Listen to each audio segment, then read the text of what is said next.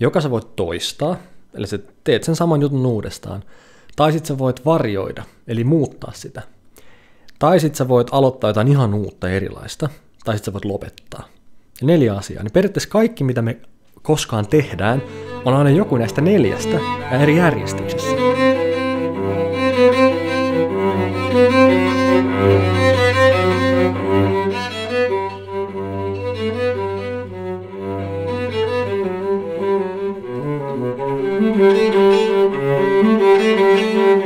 Tervehdys, arvon kuulijat. Sieltä kasuaalisti vieras. En ole pitkään aikaan soitellutkaan lainasellulla nurkasta poimitulta sisään jaksoon. Jälleen ollaan Flow Akatemia-podcastin parissa, jossa käsitellään suomalaisten työn, taiteen ja urheilun huipputekijöiden flow-kokemuksia ja näkemyksiä. Tuttuun tapaan Foodinin flow-kaakaoiden, nyt kun iltapäivää mennään, niin kaakaoiden äärellä.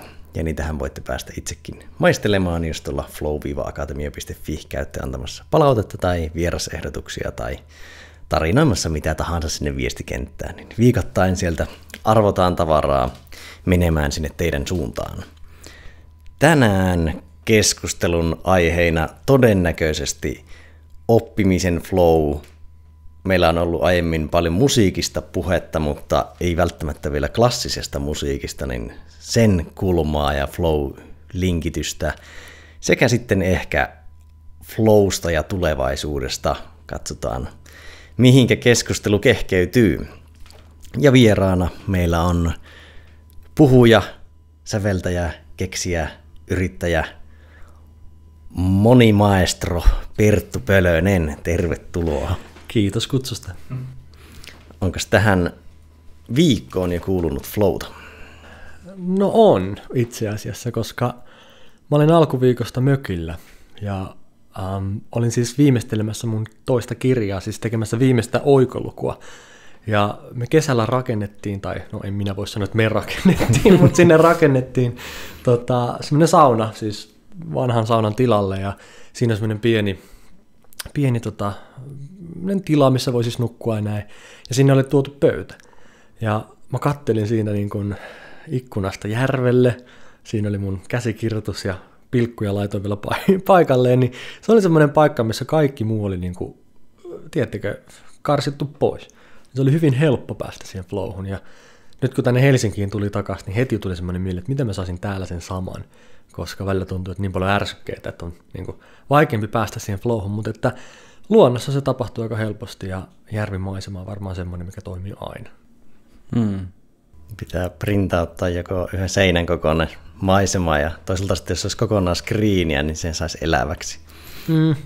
Varsinkin se, kun katsoo, kun lehdet tippuu näin niin kuin syksyllä, niin se on sellaista, että se on jotenkin hypnotisoivaa. Ja kun ne on vielä keltaisia ja erivärisiä kivanäköisiä lehtiä, niin se on semmoinen, että siinä on liikettä, mutta se on staattinen. Se on musta kiinnostavaa, että itse asiassa silloin, kun mä sävelsin, ja kyllä mä edelleen sävellän, mutta silloin varsinkin mä muistan, kun mä joskus kiehtouduin siitä konseptista, että kun joku asia on staattinen, mutta liikkuu, että vaikka noi lehdet on semmoinen, mutta jos sä katsot merta, niin kun sä oot lähellä, niin siellähän on koko ajan aaltoa ja liikettä, mutta sä menet vähän kauemmas, niin se on ihan tasasta sinistä, ja jos sä katsot skumppalasia, niin siellä on juomaa, mutta sä menet lähelle, sieltä koko ajan poreilee, ja tavallaan tommoset asiat on mulle ehkä semmosia, että mä näen niissä jotain kaunista. Että se on samaan aikaan levollinen, mutta aktiivinen. Ja ehkä se on jonkinlainen, ehkä mä voisin määritellä flown tolla tavalla, että se on samaan aikaan lepoa ja aktiivisuutta balanssissa. Aika tiukka määritelmä heti tähän kärkeen mun mielestä niinku straight to the core. Että se oli ihan niinku. Voisi sanoa, että flow on kuin skumppa.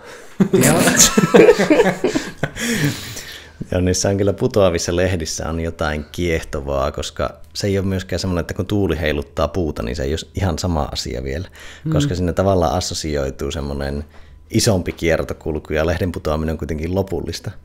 Mutta sitten vielä se, että kun ne liikkuu niin hitaasti siinä ilmassa, niin sitä on jotenkin semmoisessa vähän niin kuin elokuvassa, jos liikkuu luonnossa ja putoaa lehtiä. Ja jos niitä putoaa paljon, niin vaikka kun tuli Porkkalanniemellä käytyä, niin siinä on semmoinen oma tunnelmansa. Niin, ja semmoinen sopiva epäjärjestys, että kun se lehti ei putoa niin kuin kivi, vaan se niin kuin kiertelee ja kaartelee ja menee tuulenpuuskassa, mutta se ei ole niin kuin kaaosta kuitenkaan. Sitäkään ei halus katsoa, että yhtäkkiä niin kuin missään ei ole mitään järkeä, vaan siinä on semmoinen tietty niin kuin polku, ja se vähän varjoi sitä.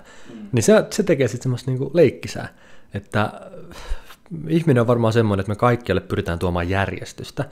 Ja mä oon viime aikoina huomannut, että semmoinen pieni epäjärjestys on niin kuin parempaa. Siis se on kaunista, semmoinen epätäydellisyys. Ehkä tossakin on se, että jos vesi sataisi katolle niin kuin täydellisessä rytmissä, niin ei sekään olisi niin kuin yhtä kiva. Mutta kun se sataa silleen ropisten ja lehdet putoaa vähän epäjärjestyksessä, niin se on semmoista, mitä on kiva seurata. Taolaisuudessa on semmoinen käsite kuin li, millä viitataan niin kuin luonnolliseen järjestykseen, mikä on se just, että kun sä meet metsään, niin sä näet, että se ei ole kaaosta, mutta et sä pysty ihan tarkkaan, mutta se ei ole symmetrinen myöskään. Eli et sä näet, että siellä on jonkinnäköinen järjestys, mutta sä et pysty laittaa paperille sitä täysin, että mikä tämä järjestys on, niin se on niin kuin millä kuvataan luontoa tai semmoista luonnollista järjestystä, missä on se varianssi ja siinä on jotain niin ikään kuin järkeä, mutta ei kuitenkaan. Mä haastattelin mun kirjaan yhtä kenialaista ystävääni ja hän sanoi tosi jotenkin kauniisti sen, että luonnossakin niin Perttu, kaikki lehdet on erilaisia, mutta ne on yhdistettynä samaan puuhun. Se oli jotenkin kiva ajatus, että niin, näinhän se on. Ja on se myös se luonnon kompleksisuus ja semmoinen yllätyksellisyys ja uutuus ja erilaisuus on myös yksi flow-triggeri. Se, että siinä on koko ajan jotain uutta, niin sä vähän niin kuin pysyt valppaana, että sä et voi ennustaa. Niin silloinhan sä keskityt. Se luo semmoisen tietynlaisen jännitteen, että sä oot koko ajan semmoista pientä niin kuin porkkanaa, pientä syytä jatkaa, niin se pitää otteessa. Niin, ruokkii uteliaisuutta ja pitää silleen niin kuin avoimena. Että se, että jos niin kuin kaikki lehdet putoisi koko ajan samalla tavalla, sade niin kuin monotonisesti menisi siinä samalla, niin kyllähän se aika nopeasti tuolla niin kuin meidän systeemi sanoisi, että no niin, nyt mä oon vähän niin kuin nähnyt tämän tarinan, ei tarvitse enää niin kuin kiinnittää huomiota. Totta, mutta sitten kun mietitte vaikka merenaaltoja, niin eikö se ole kuitenkin aika samanlaista, siis jos miettii niin kuin pitemmällä tähtäimellä, että se on se tietty rytmi, kun se aalto tulee siihen niin kuin, rantaan, niin onhan niissäkin pieniä eroja, mutta käytännössä semmoinen ääni, mikä siitä tulee, niin toi on vaikea sanoa. Onko se samanlaisuus vai sopiva pieni erilaisuus, mikä rauhoittaa?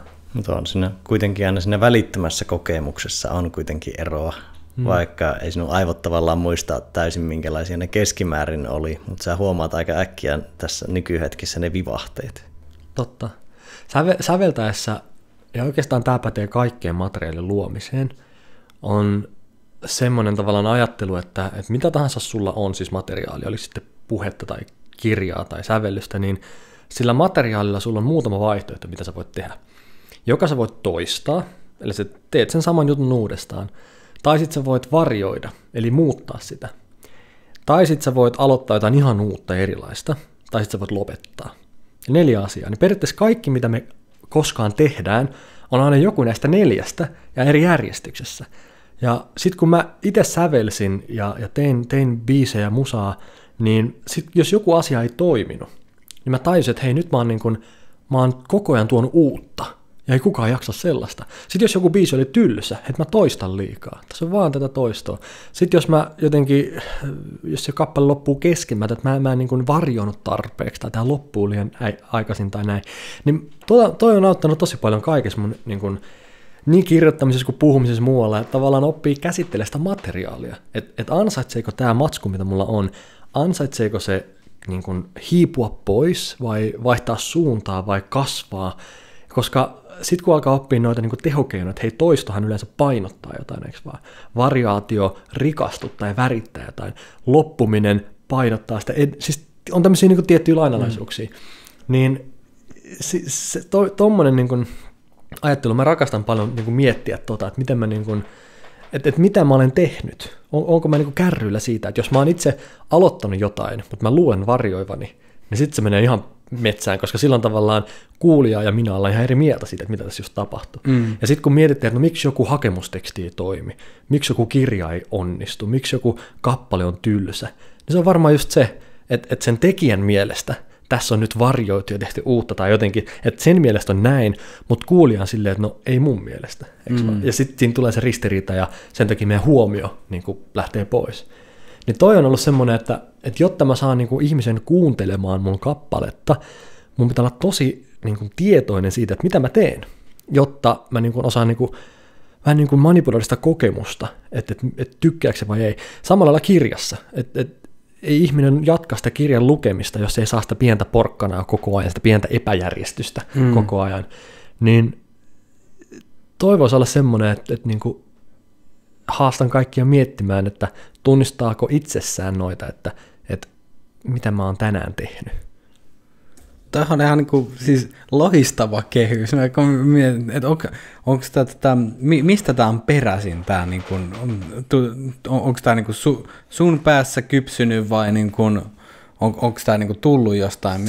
Varmaan keskusteluissa mun sävellysopettajan kanssa, koska siellä niin kuin tulee pohtineeksi tämmöisiä juttuja. Toinenhan on vaikka se, että kun miettii, että miten ihminen, niin kun mehän tarjotaan palkinto kaikille, mitä me tehdään, siis että kaiken toiminnan takana on joku syy, että me saadaan siitä jotain, niin sama, että kun sä nautit jostain elokuvasta tai kirjasta tai muusta, niin sun pitää saada niitä palkintoja, eikö vaan? No palkintoa on vaikea antaa, jos sitä ei odota, eikö vaan? Eli pitää luoda odotus, jotta siihen voi vastata. Ja se on myös niin kuin mun mielestä loistavien taiteentekijöiden ja kaikkien muidenkin niin taito, että ne osaa luoda sopivia odotuksia, joihin ne voisit itse vastata.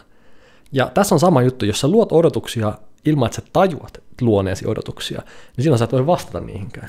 Ja sitten totta kai on myös semmoisia odotuksia, mitä ei voi itse myöskään niin kuin hallinnoida. Et jos mä vaikka nyt kirjoitan toista kirjaa, niin sen ekan perusteella moni on luonut kaikenlaisia odotuksia, ja mä en voi tietääkään, että mitä ne kaikki on, mutta se, että riippuen, että kuinka hyvin mä onnistun vastaan niiden ihmisten odotuksiin toisella kirjalla, niin tavallaan se määrittää, että onnistuuko se vai ei. Niin se, että jos ei tiedä, mihin odotuksiin vastaa, niin sitä on vaikea niin kuin onnistua. Niin tämä kaikki on semmoista niin kuin, tavallaan aika universaalia. Se nyt on, mä oon huomannut noin säveltämisessä, mutta ne pätee puhumiseen ja kirjoittamiseen monen muuhunkin asiaan, että miten materiaali työstää ja mihin odotuksiin vastaa. Antaako palkintoja, onko se jännitys vai yllätys vai odotus. Tavallaan ne termistöt, niin ehkä tämän kaiken pointti on niin kuin lähinnä tulla tietoiseksi siitä, että mitä mä oon just tehnyt. Tajuuks mä itsekään, mitä mä oon tehnyt. Niin, ja tuommoisen kehyksen avulla sä pystyt helpommin jäsentää sitä. Niin just. Eihän tähän ole siis oikeaa eikä väärää, ja varmaan kaikki, niin kuin, tai pitää niin kuin ajatella, että tämä on nyt vaan niin kuin tapa nähdä asioita. Niin, mutta joo. Mä oon huomannut, että se auttaa, että niin kuin, jos sun tehtävä on pitää ihmisten huomio yllä, niin sun pitää osata antaa sopivasti niin sitä, mitä ne odottaa. Ja ehkä semmoinen, että se mikä ikinä se tuotos onkaan, varsinkin jos on pidempi, että sinne pystyisi seuraamaan jonkinlaista tarinaa tai kaarta, että se, ettei tulisi vaan pirstaloiduttua yksittäisiä vähän niin kuin nautinnon hetkiä, vaan se, että siinä on sitä kaarta, ja kun ihmiset tunnistaa sen kaaren, niin se on täyttymyksellistä ja se on kokonaisempaa. Että pitää tavallaan olla sopivassa suhteessa differentaatiota ja eriyttämistä ja sopivassa suhteessa integraatiota, että se pysyy kokonaisuutena. Kyllä. Ja siis kaikista tärkein asia, mitä on kaiken materiaalin luomisessa, on suunta. Että se on menossa johonkin. Koska jos ei ole menossa mihinkään, niin sitten musta ei tunnu siltä, että mä haluan jatkaa tämän katsomista tai lukemista tai kuuntelua, koska tällä ei ole suuntaa tavallaan, että me ollaan aina menossa johonkin tai tulossa jostain. Mä ajattelen itse säveltämistä, ja voit jos ajatella myös kirjoittamista, puhumistakin, niin hengityksenä. Eli se on aina se niin kun, juttu jännittymässä johonkin pointtiin, tai sitten palautumassa sieltä. Et joko se melodia on menossa kohti kliimaksia, tai sitten se tulee sieltä alas. Ja yleensä se on se, että me mennään vaikka ylöspäin tai alaspäin, että me kiihdytetään tai hidastetaan, me voimistetaan tai hillinnetään, että sitä voi tehdä eri keinoilla. Mutta se, että niin kun, vaikka hyvä puhe, kun mä ajattelen itse teen puhekeikkaa paljon työkseni, niin se on aina menossa johonkin. Sen pitää olla menossa. Että se niin kuin kuuntelijalle tulee sellainen fiilis, että hei, se on pääsemässä kohta johonkin, ja mun kannattaa vielä seurata, koska kohta se tulee se pointti, että jos mietitään Taru Sormusten herrasta, niin se trilogia, 3 niin kuin kirjan verran juonenkäytötä muita, niin sen takia se sormuksen pudottaminen sinne tuntuu niin isolta, koska se odotus ja se suunta on ollut niin vahva koko sen ajan. Jos se olisi tehnyt sen noin vaan, niin tavallaan se ei olisi tuntunut miltään. niin se on tavallaan ihan silleen varmaan niin kuin perusasioita draaman tekemisen suhteen, mutta että jotenkin varmaan Shakespeare, niin kun te tiedätte tämä, että ollako vai eikö olla, niin mä joskus ajattelin, että se olisi pitänyt olla niin kuin, että alkaa, loppua, muuttua vai varjoida. Jos olisi ollut vähän tarkempi, että mitä sä tarkoitat. Joo, huikea, todellakin. Tässä aiemmin tuli just mieleen niin kuin konemusiikki on hauska esimerkki siitä, että jotkut biisit pystyy vaikka teknossa olemaan, niin kuin, että miten pitkään sä pystyt vetämään samaa, ettei sitä tule tosi tylsää. Että siitä tulee väkisinkin vähän tylsää, ja sinne voi tavallaan ujuttaa elementtejä, mistä kaikki tykkää, niitä droppeja, mutta ei niitä voi olla koko aikaa. Että just semmoinen tietty niin kuin, myös vähän niin kuin jännite ja epämukavuus siinä, ettei se vaan ole koko ajan sitä nautintoa. Ja sitten se jännite ja semmoiset niin kuin koukut, mitkä tuottaa kuulijalle, lukijalle, kokijalle dopamiinia, että ne tavallaan pysyy koko ajan kärryillä ja ne oivaltaa lisää, niin se tuo täyttymystä. Kyllä, siis toi on taas ihan äärettömän niin kuin arvokasta tunnistaa, että kuinka pitkään tämä suunta kestää. Siis tavallaan, että voinko mä vielä jatkaa, koska jos sä menet liian pitkään, niin kun, tai sanotaan, että jos sä et anna sitä palkintoa tarpeeksi ajoissa, niin ihminenhän siis menettää mielikuvaa. Mä en enää jaksa katsoa, eikö vaan? Jos sanot sinne nopeasti, no ei se tunnu miltään. Eli jos Frodo olisi tiputtanut sen sormuksen ekan leffan lopussa, se olisi ollut varmaan ihan iso juttu, joo, mutta fine, cool, eikö vaan? Jos olisi mennyt 2 leffaa siihen, niin se tuntuu isommalta. Meni 3 leffaa, niin voi vitsi, mikä momentti. Jos olisi ollut 4 leffaa, niin jengi olisi ehkä enää jaksanut. Tiedätkö? Että pitää tosi tarkkaan mitottaa se, että kestänkö mä vielä jatkaa vai menetänkö mä jengin. Ja se on tosi, niin kuin, se muuttuu, koska tänä päivänä meidän keskittymiskyky vaikkapa, niin se on paljon lyhyempi. Jos mä menen kuuntelemaan sinfoniaa, niin moni on silleen 5 minuutin jälkeen, että no en enää jaksa, tää on kuultu, koska ne on ehkä tehty 200 vuotta sitten. Ja se on ollut vähän erilainen se sykli, että miten mä niin kuin koen ja mitä tapahtuu milloinkin. Niin tänä päivänä niin kuin jokaisen pitää reagoida siihen, kun me ollaan totuttu semmoiseen nopeiden palkintojen ja helpotusten ja ratkaisujen ja niin kuin tämmöisten maailmaan, niin Dostojevski voi tuntua vähän vaikealta. Tämä on minusta niin tosi keskeistä miettiä, että mitä pitempään sä kuitenkin onnistut pitää jonkun henkilön mukana, niin sitä isompi se palkinto lopulta on. Mutta jos sä menetät sen kesken matkaa, niin ei sillä ole mitään väliä, mitä sen jälkeen on vielä tulossa.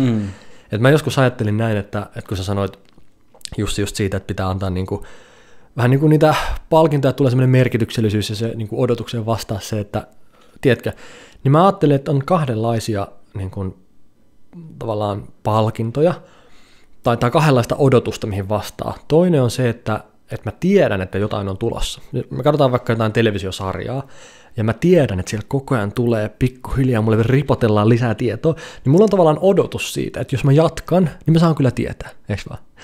No se on toinen tyyppi, ja toinen tyyppi on mun mielestä se, että on jotain yllättävää, mitä mä en osaa odottaa, mutta se tapahtuu. On joku juonen käänne, joku aivan yllättävä, joku henkilö kuolee, mutta se on aivan kriittistä sen jatkon kannalta, eikö vaan? Niin jos mä koko ajan annan semmoista pientä tasasta, niin pitkän päälle sekin alkaa käymään tylsältä. Mutta jos mä koko ajan tapan eri henkilöitä siitä, niin koko ajan tulee yllättäviä juonenkäänteitä, niin sitten tuntuu taas, että nyt niin tämä on aivan niin kaaosta, mä en pysy mukana tässä. Niin tämä on ehkä se, että vuorotellen molempia sopivasti. Vuorotellen koko ajan sä annat vähän lisää, ja sitten sä mylläytät se ympäri. Sitten taas annat lisää, ja taas sä mylläytät se ympäri. Niin se on sitten semmoinen, että se pitää niin kuin jokaisen vastaanottajan niin kuin varpaillaan. Että samaan aikaan niin sä tiedät, että kannattaa jatkaa, koska se niin kuin yllättää sopivasti ja monipuolisesti se materiaali. Niin, toi on kyllä niin kuin oikeastaan varmaan kaikessa niin kuin luovassa tekemisessä, niin se on niin kuin jännitteellä pelaamista. Ja, niin kuin ne on, ketkä on parhaimpia, niin pystyy pelaamaan sitä niin kuin taitavammin ja justiin viemään sinne sietämättömän rajalle, mutta ei kuitenkaan yli eikä ali, vaan just niin kuin nappiin, mutta mikä ei varmasti se helpommin sanottu kuin tehty. Ja sitten tuohon toimii myös niin kuin molempiin suuntiin. Siinä mielessä, että eihän se ole vaan yleisöä kohti, vaan jos on vaikka puhujana lavalla, niin tavallaan sulla on koko ajan se riski ja yllätyksen riski, ja sä et ihan tiedä, miten se menee ja pettääkö tekniikka, että säkin oot varpaillaan. Niin siitä tavallaan kumpuaa semmoinen valppaus ja virtaus, mitä ei välttämättä muuten voisi kummuta, jos se olisi täysin ennakoitavissa. Siis pieni jännitys on varmaan hyvä melkein kaikille osapuolille, että se niin kuin antaa, laittaa meidät niin kuin, vähän niin kuin, se herättää, energisoi meidät. Et kyllähän sitten lopulta, kun miettii klassikoita vaikkapa, siis semmoisia, mitkä on sitten jäänyt elämään, niin ehkä sitten kuitenkin nekään ei ole niitä, mitkä on antanut sen täydellisen loppuratkaisun, täydellisen palkinnon, vaan ne on sopivasti ratkaissut sen, mutta jättänyt sitten epätäydellisekseen, koska se tarkoittaa, että kun se jää vähän niin kuin kesken se tarina, niin ihmiset alkaa puhumaan siitä, ne alkaa keskustelemaan siitä, ja ne alkaa spekuloimaan, analysoimaan ja täydentämään sen kaiken, mikä jäi. Ja silloin sitten tulee klassikko, kun se alkaa niin kuin elämään ihmisten keskusteluissa. Ja siinä mielessä niin kuin epätäydellisyys on parempaa kuin täydellisyys. Että jos sulla on täydellinen loppuratkaisu elokuvassa, niin kyllä se tyydyttää. Mutta sitten kun se jää vähän auki, niin vitsi, kun se jää harmittaa, ja sitten me aletaan keskustella ja spekuloimaan, eikö vaan? Niin ehkä toikin on semmoinen, että sun pitää vastata sun kysymyksiin. Sä oot itse niin kuin luonut kysymyksiä alussa, niin sun pitää vastata niihin, mutta se vastaus voi olla vähän epätäydellinen. Ja silloin se keskustelu jatkuu muillakin. Niin, että silloin ei ole tyhjennetty koko pottia, on jätetty myös sille kuulijalle niin, tai lukijalle tai kuka tahansa vastaanottajalle, niin on jätetty tilaa sen omaan niin kuin tulkinnan tuomiseen. Varmaan just näin, että klassikot on niitä, missä vastaanottaja haluaa täydentää sen valmiiksi. Ja sitten myös, että siinä on semmoinen elämän maku, kun ei elämä ole täydellistä.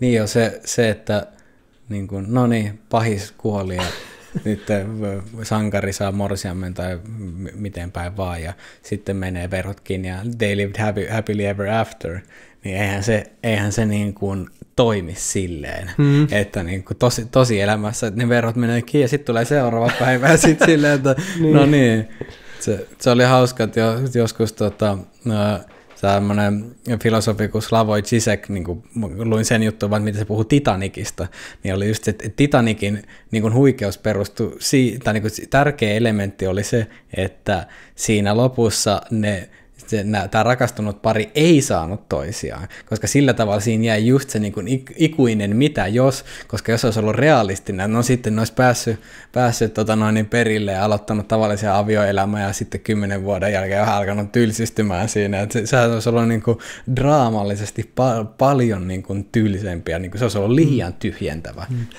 Ja tässäkin on tärkeä se, kun vastaanottajahan odottaa sitä täydellistä loppua.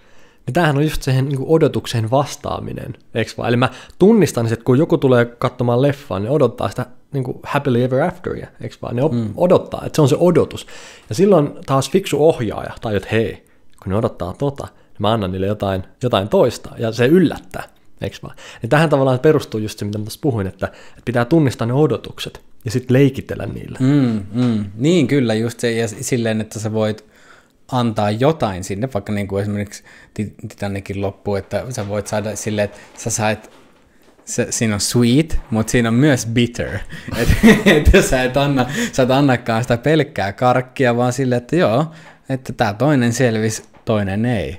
Että sitten tulee se niin kuin yllättävä käänne siihen, joka on vähän rikkoo sitä, että katsoja saa mitä se odottaa, mutta myös jotain, mitä se ei odota.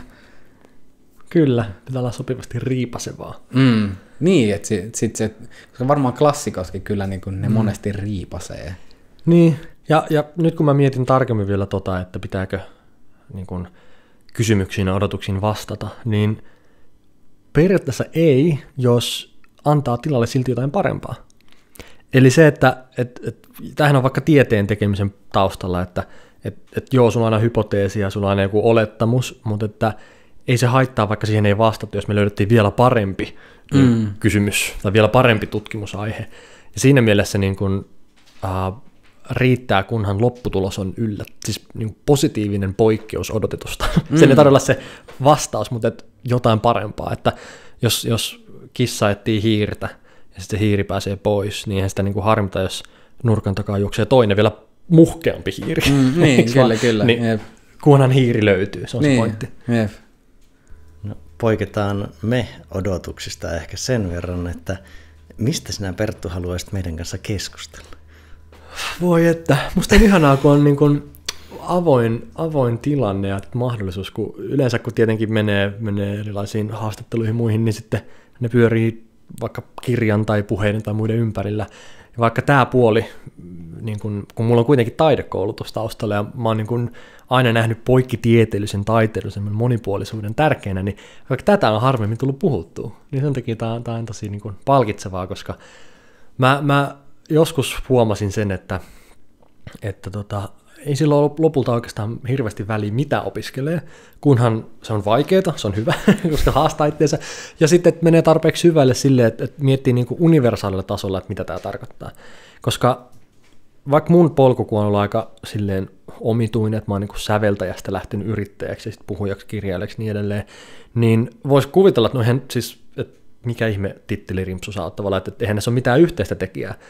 Niin sitten kun puhuukin tällä tasolla, että hei, että mitä mä oon sävellystunnilta oppinut, ne on auttanut mua kirjoittamaan, ne on auttanut mua puhumaan, ja ne on auttanut ylipäätään elämässä niin kuin universaalilla tasolla, niin silloin alkaa nähdä sitä, että ne tittelit ja ne semmoiset urapolut ja muut, niin ei ne ole ne kiinnostavat jutut, vaan ne niin kuin semmoiset isot oppitunnit elämästä. Niin siinä mielessä on kiva tuoda näitä tämmöisiä, mitä nämä nyt sitten on, universaaleja oppeja tai havaintoja. Mutta että on avoin. Voidaan puhua tietenkin niin kuin identiteetistä ja niin kuin minäkuvasta muusta, kun mä oon nyt sitä kirjaa kirjoittain, niin pohtinut näitä paljon. Mutta katsotaan, mihin keskustelu vie. Joo, se oli hauska, että vastasit jo vähän niin kuin kysymykseen, minkä olisin kysynyt. Mä voin vielä sitä niin kuin painottaa, että just, että millä tavalla sun erilaiset polut, niin millä tavalla ne näyttäytyy siinä, että miten sä nyt teet, mitä sä oot oppinut. Esimerkiksi justiin se, että vähän sitä käytiin, että mitä esimerkiksi säveltäminen on tuonut sulle puhumiseen ja näin poispäin, että, että miten ne tukee toisiaan. Ja jatkokysymys vielä, että onko ne niin kuin tukenut virtaavuutta elämässä ja niissä muussa tekemisessä? Joo. No jos nyt riisuu taas niin kuin näistä niin kuin aktiviteeteista sen pintapuolen, että jos nyt puhutaan säveltämisestä, niin unohdetaan hetkeksi sävelet, nuotit, musiikki, ja katsotaan sitä prosessia, että mitä se käytännössä on. Niin se on käytännössä sitä, että istutaan pitkiä aikoja paikallaan, ja annetaan sen matemaattisen ja analyyttisen puolen ja sen intuition yhdessä luoda materiaalia. Koska säveltäminen on käytännössä sitä, että sulla on teoria, sulla on matikka, sulla on struktuurit, mutta se on kuitenkin tunnetta, intuitiota, luovuutta, eikö vaan? Ja se on ollut iso oppi, että mä oon saanut tehdä jotain sellaista, missä mä oon saanut nämä kaksi puolta yhdistää. Koska hirveän monessa ammatissa mä en keksi, missä nämä on niin yhtä arvokkaita, 50-50 mun mielestä. Niin se on opettanut paljon, ja siis mun pointti tässä on se, että se prosessi, kun sä istut ja lähdet luomaan materiaalia, niin se menee tiettyjen vaiheen läpi. Aluksi on se puhdas paperi, mietitään, no mitäs mä tässä teen, miksi mä teen, kenelle tämä on, miksi tämä on. Sitten lähdetään luonnostelemaan, suunnittelemaan jotain, ehkä mietitään vähän kokonaisuutta, on joku aikajänne, siis joku aikataulu, on tiedossa, että mihin tämä tulee, on tiedossa, kuka sen tekee tai esittää tai kuka sitä myy tai markkinoi, ja sitten aletaan niinku tekemään sitä vaiheelta. Ja se voi olla, että nyt mä teen nämä 10 tahtia tänään, tai mä teen tämän luvun tänään, tai tämän kappaleen, tai mä teen tähän mun appiin ton ominaisuuden, tai jotain muuta, mutta tavallaan se prosessi, että me iteroidaan, kasvatetaan, rakennetaan, reflektoidaan, otetaan pois, uudelleen tehdään, uudelleen kirjoitetaan. Se on niin kuin hyvin silleen, että tosiaan jos ei nyt katso vaan niin kuin sitä pintapuolta, että mitä nyt sävelillä ja muuta tekee, niin se prosessi on hyvin monessa asiassa samanlainen. Ja sen kun oppi säveltämällä, niin siitä on ollut hyötyä, kun kirjoittaa, siitä on ollut hyötyä, kun puhuu, ja yrityksen perustaminen on ihan sama juttu. Lähdetään tyhjästä liikkeelle, tehdään joku idea, sitten iteroidaan, sitten on lanseeraus tai konsertti, eikö vaan, sitten sitä myydään liput, myydään sitä appia eteenpäin, markkinoidaan, vastataan palautteen, siis se on ihan sama juttu, mutta sitten välillä kun me unohdetaan, niin kun, tai me luodaan semmoisia kategorioita, että on tämä ammattikunta ja tämä ammattikunta ja tuo ammattikunta, niin me luodaan vähän semmoisia rajoja, että hei täältä opetuskenestä sä et hyppää tuohon elintarviketeollisuuteen mitenkään, tai täällä kun sä oot kauppakorkeakoulut käynyt, niin sä et täältä hyppää niin luonnonsuojelubisnes. Niin tiedättekö, että silloin niin kuin, totta kai me tarvitaan jokaisen alan se oma tekninen niin kuin teoriasanasto ja kompetenssi, siis se on selvä. Mutta sen jälkeen aika pian niin mä huomaan paljon enemmän yhteistä kuin eroavaisuuksia eri niin kuin, toimenkuvien välillä, niin kun tämän tavalla joskus havaitsi, niin silloin se antoi paljon enemmän niin kuin uskoa itseensä, koska moni voisi kokea, no eihän säveltäjä nyt uskalla jotenkin lähteä perustamaan firmaa ja sitten piilaaksoon, mutta sitten kun tajus, että hei, että niin kuin mä osasin kääntää se hyödyksi, että tästä on hyötyä tästä mun sävellystaustasta, eikä se ei ole haitaksi mulle, kun mä en ole koskaan käynyt Excel-kurssia tai mitään, niin silloin tavallaan antoi itselleen sen niin kuin luvan, että hei, mähän voin yrittää hypätä nyt tästä skenestä tuohon toiseen skeneen. Ja siinä mielessä monelle se identiteetti voi olla este, kun ne näkee itsensä niin vahvasti jonkun tietyn asian edustajana, että ne ei salli sitä, että minähän voisin itse asiassa tehdä vaikka mitä muuta. Niin mä vähän niin kuin vahingossa onnistuin kääntää sen hyödyksi, että hei, että mä oon sopivalla tavalla erilainen, mä voin yhdistää taiteen ja bisneksen esimerkiksi, tai jotenkin ne opit sieltä.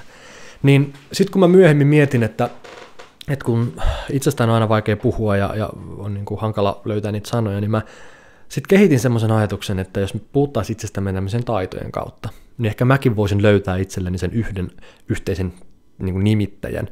Ja se, mikä on samanlaista puhumisessa, kirjoittamisessa kuin säveltämisessä, on se, että siinähän käytännössä väritetään asioita. Siinä tuodaan nyansseja, näkökulmia, mielipiteitä, harmaan sävyjä. Siinä prosessissa nimenomaan, eikö vaan? Se on semmoista niin kuin ajankohtaisen asioihin kiinnittymistä. Niin siinä vaan vaihtelee ne työkalut. Jossain näpytellään kirjaimia, jossain piirretään nuottia ja jossain avataan suuta. Mutta se on värittäminen, se niin kuin kyky, mikä yhdistää näitä kaikkia. Ja silloin mä tajusin, että no, jos mä näen itteni värittäjänä, niin ainakaan mä en rajoita itteeni yhteen asiaan. Niin siitä syntyi tämä ajatus tähän kirjaan, että jos me kaikki keksittäisiin itsellemme tämmöisiä taitotitteleitä, että joku voi olla ei sihteeri, analyytikko tai koodari tai rekkakuski, vaan mahdollistaja, innostaja, kirkastaja, yhdistäjä, välittäjä, yhteyttäjä, niin edelleen. Siis mistä tahansa suomen kielen verbistä voi tehdä tämmöisen. Mistä verbistä tekee vaan niin kuin tittelin. Niin silloin mä uskon, että me saataisiin vähän enemmän semmoista joustavuutta tähän niin kuin minäkuvaamme. Ja kun tavallaan samalla pidetään vielä takaraivossa se, että 5 vuotta, 10 vuotta, 20 vuotta, niin aika iso osa työelämästä tai ammateista on muuttunut tai jopa kadonnut, niin meillä on ehkä edessä jopa pakosti se, että meidän pitää niin kuin muuttaa ja hypätä alalta toiselle. Niin silloin se identiteetti, se lokero, mihin me ollaan totuttu näkemään itsemme, niin sitten ei ole enää hyötyä, vaan mieluummin siitä, että me nimenomaan niin kuin pystytään joustamaan siinä, että mitä kaikkea minä voisin tehdä. Ja kun nyt on viime aikoina kirjoitettu paljon siitä, tai kirjailijat on lähestynyt identiteettiä, että sä oot joku väri, tai lokero, tai luokka, tai tyyppi. Ja silloin mulle tuli semmoinen fiilis, että hitsi, että tää on niin kuin, mä en usko, että näistä on niin kuin hyötyä, että me niin kuin laitetaan niitä rajoja pystyyn sun ja mun välille, vaan nimenomaan toiseen suuntaan, että se niin kuin liikkuvuus eri asioiden välillä olisi mahdollista. Niin mä uskon, että se kaikki lähtee siitä, että me puhutaan itsestämme vähän paremmin. Siis käytetään erilaisia sanoja.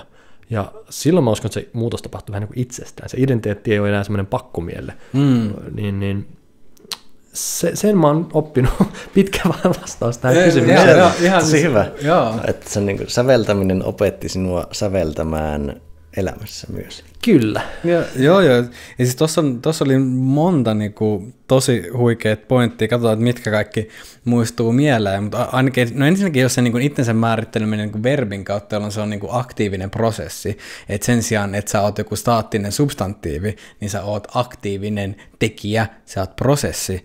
Ja myös just se, että se tekeminen ei ole sidottu mihinkään yhteen lokeroon. Että jos ajattelee, että mä oon vaikka tää niinku tietty ammatti tai vielä niinku joku tarkemmin tiukemmin rajattu sen ammatin sisällä, niin sitten kun sulta lähtee duuni alta, ja sitten vaikka semmoista duunia ei ole tarjolla, sitten saattaa niin kuin flow katketa elämässä aika nopeasti, että mä en voikaan enää tehdä mitään, niin kuin, että joo, mutta sitten kun näkee, hahmottaa se isomman kuvan, no mitä mä oikeasti teen, mikä on se, niin kuin, että jos mä oon värittäjä, niin kuin säveltä, mä pystyn aika monessa niin kuin eri niin kuin elämäntilanteessa niin kuin viemään sen tekemisen sinne, eikä sen tarvitse olla sidottuna se yhteen ammattinimikkeeseen.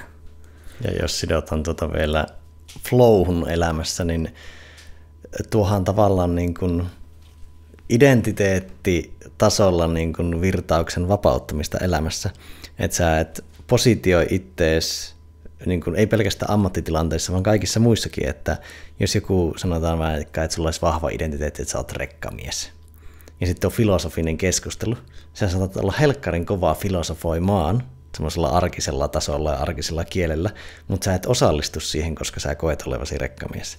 Niin sä tavallaan rajoitat ittees muuallakin kuin ammatillisella kentällä, niin se, että mitä joustavampi se identiteetti on, sekä ammatillisesti että muuten, niin sitä tavallaan virtaavammin sä voit tilanteissa toimia.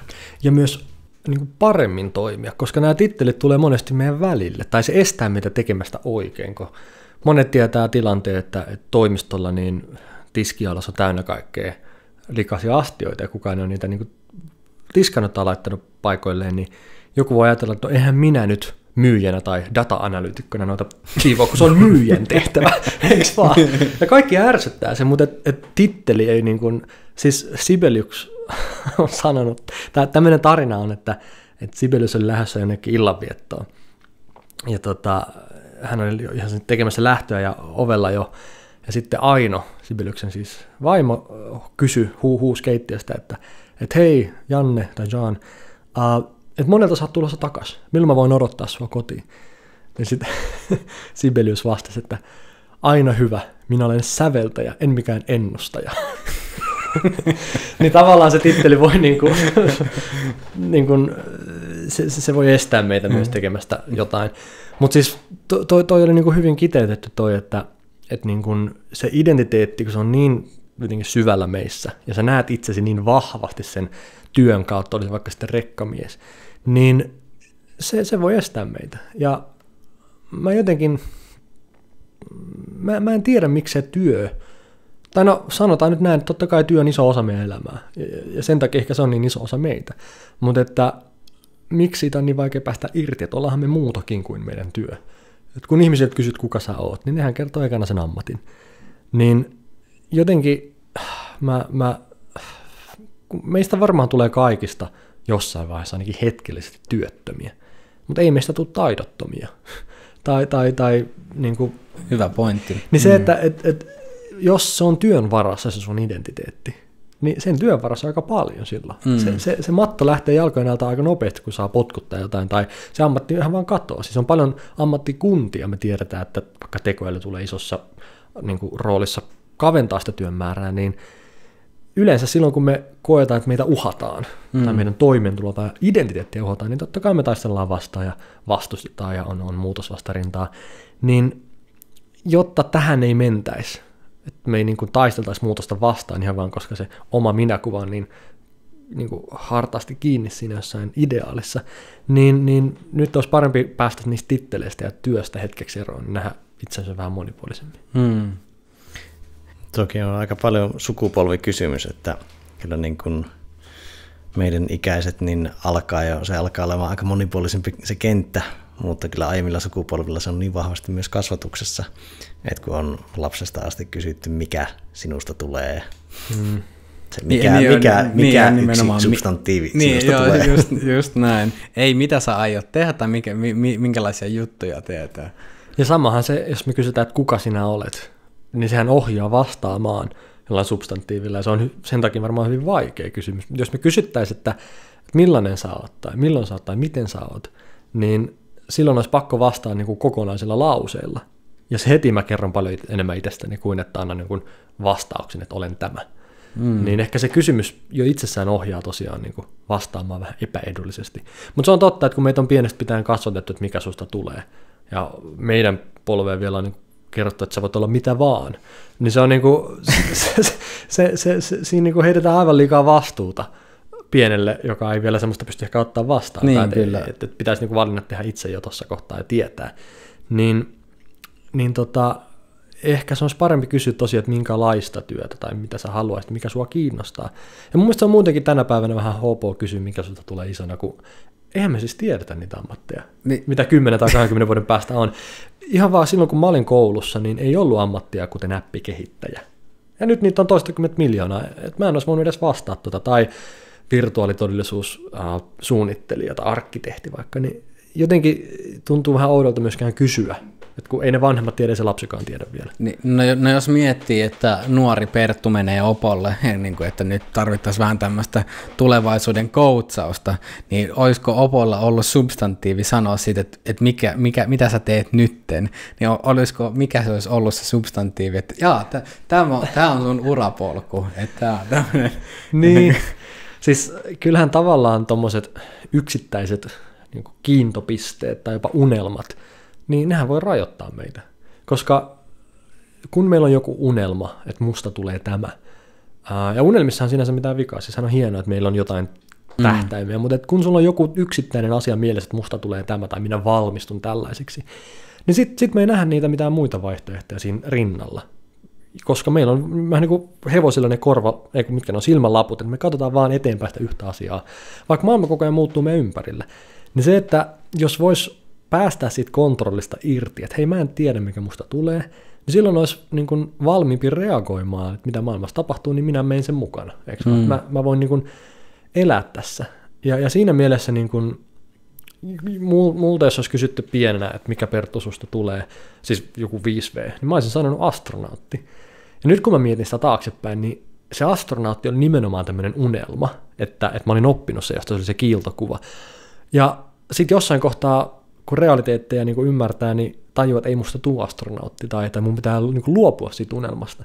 Mutta jos multa olisi kysytty pienempänä, että Perttu, mikä sua kiinnostaa? Mä olisin varmaan sanonut avaruus, tutkiminen, tiede, seikkailu, tuntematon, kaikki tällaiset asiat. Ja silloin sit myöhemminkin niin ei olisi tullut semmoista niin kun unelmasta luopumista, koska näillä asioilla, näillä kiinnostuksen kohteilla, mä olisin voinut tehdä vaikka mitä. Siis työtä, mikä liittyy avaruuteen, tutkimiseen, tieteeseen, seikkailuun, tuntemattomaan. Mutta koska mut oli opetettu ajattelemaan, että mikä susta tulee, niin sitten se oli vähän niin kuin kaikki tai ei mitään. Niin ehkä tänäkin päivänä se olisi parempi olla miettimättä, että miksi mä valmistun tästä mun koulusta tai mikä musta tulee, vaan enemmän, että mikä mua kiinnostaa. Ja niiden asioiden ympärillä sulla on enemmän vaihtoehtoja, koska sitä titteliä ei ehkä ole välttämättä tulevaisuudessa enää olemassa. Tuossa on mielenkiintoista paradoksaalisuutta mukana, kun toit aiemmin tuo, että myös niin kun toistellaan, että susta voi tulla mikä vaan. Niin se voi myös jättää semmoista tyhjiötä nyt tälle milleniaalisukupolvelle, että kun sä voit olla mitä vaan, niin on tosi vaikea dilemma, että mihin mennä. Mutta ehkä tuossa on niinku semmoinen, että niinku jokin suunta on hyvä olla, sen ei tarvitse olla mitenkään lukittu, mutta tavallaan, että on niinku kiinnostuksien suuntaan etenemistä ja ne kiinnostukset vaihtuu. Että semmoinen, mä oon monesti tuossa LinkedInissä viime aikoina tarttunut siihen, kun puhutaan oman jutun löytämisestä. Ja minua vähän turhauttaa se keskustelu siinä, että se niin kuin antaa, varsinkin jos sitä, niin kuin ei ehkä LinkedInissä, mutta jos sitä toitotetaan nuorille, niin sehän antaa olettaa, että olisi joku yksi juttu ja olisi joku deterministinen sinun kohtalo, vähän niin kuin ammatillisesti, niin se tavallaan joustavuus ja harmaus siinä, että niitä omia juttuja tulee olemaan monta, ne tulee elämän varrella kyllä vaihtumaan monta kertaa, ja ainakin hyvin todennäköisesti, ja sitten, että se niin kuin, mistä sitä omaa juttua tai sen suuntaan sitä voisi hakea, niin olisi ehkä niin kuin kiinnostuksen kohtien risteymä, että kun usein toitotetaan, että rakenna sen yhden intohimon varaan, niin miksei rakentaa 10 intohimon varaan? Et vaikka mulle kävi kyllä näin sinänsä vähän niin kuin vahingossa, mutta vaikka Floatilla on niin kuin rakentunut melkein 10 minun intohimosta. Et siellä on merkitys, luovuus, neurobiologia, psykologia, oppiminen, suorituskyky, ihmismieli, niin kuin kaikki on siinä paketissa. Ja jos mulla yksi kiinnostuksen kohde hiipuu, niin se ei haittaa mitään, koska mulla on tavallaan se, mulla on niin kuin vinottu ne sisäiset motivaatiot kasaan ja minä teen sitä versus, että mä ottaisin jonkun yhden ja menisin pelkästään sen varaan. Ei siinä mitään vikaa, mutta se, niinku, se yksi oma juttu on jotenkin harhauttavaa. Niin, ja siis puhe yhdestä intohimosta on musta ihan samalla tavalla jotenkin vähän outoa, kun jotenkin välillä tai niin puhutaan sille ikään kuin se ratkaisisi kaiken. Sitten kun sä löydät sen oman juttus, niin noniin, my job is done. Niin kuin, että ikään kuin jotenkin se olisi niin kuin siinä. Mutta jos mä jotenkin, kun mä mietin mun aikaisempaa ajatusta taitotitteleistä ja sitten tätä, niin tavallaan se voisi olla se, että se intohimon löytäminen voi olla myös sen, niin kuin sen taitotittelin tajuaminen. Kun mä mietin omaa tarinaa, että jos mä tajusin, että mun intohimo on olla värittäjä, niin siinä kohtaa, jos se kiinnostus yhteen asiaan hiipuu, vaikka sävellyksessä tulee jotain vastoinkäymisiä, tai mä huomaan, että kirjoituksessa jotain, niin kuin, että se nyt ei vetänytkään, tai puheessa, niin silloin tavallaan se värittäjyys ei muutu, se flow, mikä sulla on, se ei muutu, vaikka siellä ne osaset vähän niin kuin eläisi. Niin se, että jos löytäisi sen, niin kuin, mikä on se toiminta, mikä on se yksi asia, mikä on se sun juttu, niin sitten ehkä niin kuin, intohimolla kyllä pärjää. Siis että löytää ne keinot ja löytää eri tavat tehdä sitten. Se on ehkä se, mikä sinne vähän harhauttaa, niin meillä on tavallaan ihmishistorian läpeensä kuitenkin esimerkkejä niistä yksittäisen intohimoon nojaavista. Ja ne on loistavia esimerkkejä, mutta ne ei edusta oikein hirveästi sellaista peruskansaa, että mietitään urheilijoita tai taiteilijoita tai poliitikoita. No moni niistäkin on kyllä monitaituri. Se ei vaan välttämättä näy siinä niin kuin lopputuloksessa, mutta kyllä sen prosessin taustalla on. Mutta se on vähän niin kuin, se tavallaan luo myös semmoista harhauttavaa ideaalia, koska sulla on niin paljon esimerkkejä. Ja sitten sä et myöskään näe lainkaan sitä niiden elämää sillä taustalla, tai sitä, kun se vaikka se urheilijan huippu-ura loppuu, niin sitten onkin 50 vuotta ei niin intohimoista elämää. Niin joo, toi on hyvä, että kulissien taakken, niin me nähdään vähän niin kuin ihmisten semmoinen highlight reel, että niin kuin ne kultahetket, mutta ei sitten, mikä sen hinta on. Niin, mä oon lähestynyt tätä semmoisella vertauksella noista niin kuin kasinoista. Et kun mietitte, että te astutte kasinolle, niin mitä te kuulette? Niin kilkatusta ja kilinää, eikö vaan, ja siis voittavia koneita, mistä tulee joku, että siis sä oot saanut rahaa. Mutta kuinka moni kasinolla voittaa? Niin häviävän pieni jengi, eikö vaan, siis murto-osa. Niin se on jotenkin harhaanjohtava, että kun sä astut kasinolle, niin kaikki mitä sä kuulet ja näet on niin kuin voittavien koneiden ja rikastumisen äänet, vaikka se hiljainen enemmistö on ihan toista. Ja nyt kun me katsotaan, niin kuin, mitä on ilmiöitä meidän maailmassa, mitkä ovat kuin kasino, niin piilaaks on yksi, eikö vaan? Että muutamat loistavat niin kuulua, ja sitten se iso enemmistö, mikä ei pärjää niin hyvin, niin ei kuulu niistä. Kilpaurheilu on sama juttu, ne voittajat muistetaan, mutta se suurin osa niin ei voita itse asiassa, eikö vaan?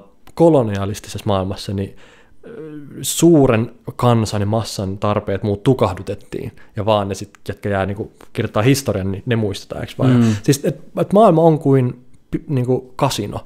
Ja tavallaan nämä niin kuin esimerkit, kun meillä on historiassa näitä tämmöisiä niin kuin yksittäisiä huippuja, no on just ne, ketkä voitti sen jackpotin.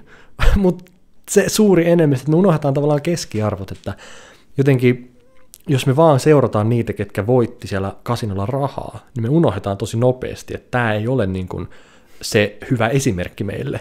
Tämä ei ole se niin kuin jotenkin luonnollinen tapa rikastua. Niin jotenkin, että muistettaisiin semmoinen niin kuin, just ne harmaan sävyt.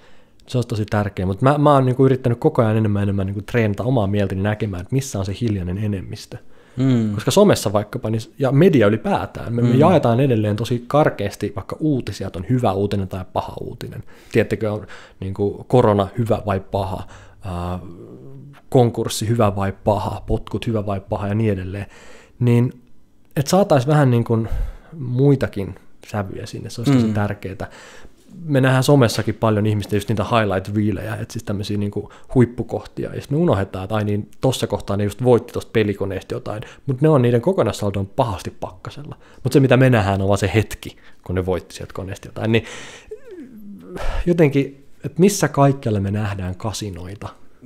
Joo, tämä on ihan huikea vertauskuva just silleen, että siinä vielä, että kasinoilla poikkeuksellisen paljon on nimenomaan korostettu sitä voittamisen, jolloin sulle tulee epärealistinen kuva siitä maastosta, mikä oikeasti, mikä on se todellisuus, että kyllähän sä voit niinku vinouttaa sitä nimenomaan boostaamalla sitä niinku voittamista, niin kyllähän se niinku nousee meidän tuolta me annetaan sille iso merkitys sitten, se nousee niinku tosi huomionarvoiseksi, kun siihen tulee kilinää, kun me yhdistetään niinku kaikkiin mahdollisiin positiivisiin lupauksiin, mitä se tuottaa, wow, ja sitten huomio kapenee siihen, ja se hiljainen enemmistö, ne koneet, mihin meni törkeästi rahaa, ja mitä ei tullut takaisin, ne unohtuu sieltä. Ja sitten kun niinku voittajat kirjoittaa historian, niin sitten se ärsyttää, kun ne voittajat sanoo, kun kuule mä oon niin hyvä ja mä osasin tänne, sitten mä keskityin tähän, mä kehitin näitä taitoja, ja sitten tekisi mieleen sanoa, että sulla vaan kävi mäihä. Sulla kävi vaan tuuri, että ei sitä jackpottia voideta taidolla, tiedätkö? Niin jotenkin, että sitten kun me katsotaan niin kuin guruja ja niin kuin esimerkillisiä yksilöitä ja asiantuntijoja ja muita, niin sitten niin kuin, ne kertoo, että näin voitat kasinolla, mikä on niin kuin lähtökohtaisesti vähän silleen, että toimiko tämä kaikille? Niin, ja sitten se, että jos sä meet sen voittajan jälkeen siihen pelikoneelle, niin tilastollisesti todennäköisesti pärjäät huonommin. Nimenomaan. Joo, ja toi on niinku hauska vielä, että just, että jos sit sä kuuntelet sitä yhtä voittajaa ja otat sen niinku metodiikka työkalupakin ja yrität sitten itse täysin erilaisilla niin kuin olosuhteilla soveltaa sitä, ja sitten se ei toimi. Sitten on vaan niin kuin, että tämä ei vaan sit onnistu. Että jos niin kuin, ei niin kuin, milloin on helppo niin kuin tulla sokeeksi niille tilannetekijöille, että missä sä oot nyt, koska ne keinot, millä niin kuin pärjää eri tilanteissa, niin se on ihan eri asia, että mihin sä synnyt, mikä on sun sosioekonominen asema, minkä näköiset niin kuin geneettiset ominaisuudet sulla on, kaikki tämä. Niin siis me pelataan siellä kasinolla eri pelejä. Sitten jos sä kuuntelet jotain gurua toiselta puolella maapalloa, sanot, että hei, että teepä näin ja näin, niin sä pärjäät niin kuin hyvin. Niin sitten sä unohdat, että se pelaa pokeria, mä pelaan pajatsoa. Tiedätkö? että jos me yritetään niinku hakea sitä jokeria sieltä, niin ei täällä pajatsossa ole jokereita. Tavallaan, että sitten me unohdetaan se, että me pelataan eri peliä, ja sen takia välillä ei voi niinku yleistää jotenkin, että on nämä neuvot ja nämä tavat elää, ja tämä on se, millä pärjää ja menestyy. Että jotenkin eihän sitten ole niinku hyötyä, että me voitetaan jonkun toisen pelissä, koska silloin parhaimmillaankin me voitetaan sen jonkun toisen peli, eikä omaa peliämme. Ja se on myös tärkeää, että niin kun, jos me jahdataan vääriä asioita, niin parhaimmillaankin, niin, ja yleensä me huomataan se vasta, kun me ollaan onnistuttu, että ei täällä ollut väliä, ei tää olekaan sitä tärkein juttu. Niin jotenkin toi, että pelaatko sinä tällä hetkellä kasinolla omaa peliäsi vai jonkun toisen peliä, ja sekin on niin kuin hyvä miettiä, että jos mä voitan tässä, niin onko mä onnellinen? Niin, toi. Aina kun pelaa toisten pelejä, niin usein jahtaa tai rakastaa lopputulosta eikä prosessia, jossa tullaan siihen, että miten niitä töitä ja muutenkin elämää elää ja miten niitä valintoja tekee. Ja tuosta oli ihan mielenkiintoinen, mitä äsken juttelitte, tämä miten kuunnella voittajia, niin Steven Kotlerilla on sellainen ajatus, että tämä ei ehkä rinnastu kasinoympäristöön, joka on tavallaan jossain määrin setupattu, mutta tälleen laajemmin, niin jos kuuntelee vaikka jonkun urheilumenestyjän oppeja, niin persoonallisuus ei juurikaan skaalaa. Eli sä et voi tavallaan, joku urheilija voi puhua, niin kuin, että se on saanut omalla persoonalla ja tekemisellään tietyt jutut, mutta se ei skaalaa, mutta esimerkiksi niin kuin biologiset jutut, mitkä toimii, niin ne skaalaa, koska se biologia on sama, lähes sama kaikilla, tai niin kuin perusteiltaan ainakin. Ja sitten vielä tämmöisenä spämminä kaikki ajatukset, mitä tässä on tullut, niin aiemmin tuli mieleen se kysymys, että kun puhutaan intohimon löytämisestä, niin onko sekin harhauttavaa, koska osaltaan se myös luodaan siinä tekemisessä, että se intohimo syttyy tekemisen aikana, ei niinkään ennen sitä. Että sä et voi varsinaisesti niinku rakastua ilman sitä kokemusta, että sä vaan ehkä rakastut ideaaliin, niin sitten vähän sama kuin merkitys, että löydetäänkö se vai luodaanko se merkitys, niin on intohimossa, että löydetäänkö vai luodaanko. Toi on tosi hyvä. koska mä muistan, mulle tuli mieleen yksi vanha muisto siltä ajalta, kun mä olin Piilaaksossa, kun meillä oli semmoinen harjoitus kerran porukalla siellä, minkä teki siis yksi CIA-agentti, mutta se antoi meille kaikille kananmunat käteen. Sanoi, että opiskelkaa se. Sitten me oltiin vähän silleen, että kuitenkin siis pätevä kaveri ja näet, ei nyt ihan leikkiäkään laske, mutta antoi kananmunan, että onkin nyt vartti. Opiskellaan joka ikinen muoto ja pieni yksityiskohta siitä kananmunasta. Ja sitten me tehtiin, me pyöriteltiin sitä kananmunaa ja niin mä opin sen ihan ulkoa, niin se olisi niin kuin kartta, maailman kartta, että mä muistin kaikki vuonot ja muut siinä pinnalla. Ja sitten se sanoi myöhemmin, että joo, että ottakaa se mukaan ja varjelkaa sitä, älkää antako kenellekään, siis pitäkää huoli, ettei kukaan ota sitä. Ja sitten joskus myöhemmin meidän piti sitten antaa se eteenpäin ja se piti tehdä hiljaisuudessa ja se piti antaa jollekin jotain niin kuin arvosta tai jotain tämmöistä, siihen liittyy muitakin juttuja. Mutta se pointti siinä on lähinnä se, että kun me ollaan niin kuin keskitytty johonkin, vaikka siihen kananmunaan, niin sen antaminen yhtäkkiä tuntuu isommalta, koska me tunnetaan se, me tiedetään se kananmuna. Vaikka se on aivan merkityksetön asia, mutta kun me ollaan joskus paneuduttu ja sitouduttu siihen, niin se ele, kun me se vaikka luovutetaan, se tuntuu joltain. Ja tämä oli niinku semmoinen vähän niin kuin löyhä aasinsilta, mutta niinku ajatuksena se, että kun me niinku paneudutaan johonkin ja sitoudutaan, niin me löydetään siitä jotain kiinnostavaa ja kaunista, ja siihen tulee side, ja siihen tulee merkityksellisyyttä. Ja John Cage oli säveltäjä, joka muun muassa tätä ajatusta just niinku jatkoi, että jos sä yrität ignorata jotain, niin se yleensä häiritsee. Jos kadulla menee rekka ja se ärsyttää, kun se piippaa ja tuhisee, niin jos sä yrität painaa jotain kokemusta pois, niin se varmasti niin kuin jäytää. Siis silloin se ärsyttää enemmän.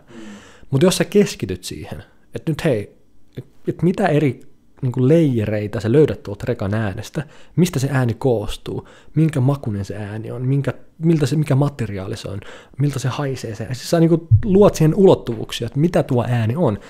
Niin kun sä keskityt johonkin, niin sä alat huomaa, että hei vitsi, tämä rekan ääni, tämä on tosi kiehtova. Että tässä on vaikka mitä. Ja tuossa oli tavallaan se pointti, että mistä tahansa saa kaunista, kun sä keskityt ja niin kuin omistaudut sille. Rekan äänikin on semmoinen, ja sitten se meni vielä pitemmälle siitä, että jos rekka ajaa tiellä, niin ihmisten mielestä se on hälyä, ja se on niin kuin huono ääni. Jos rekka ajaa musiikkikoulun ohi, missä on tutustut hänen ajatuksensa, niin se on musiikkia.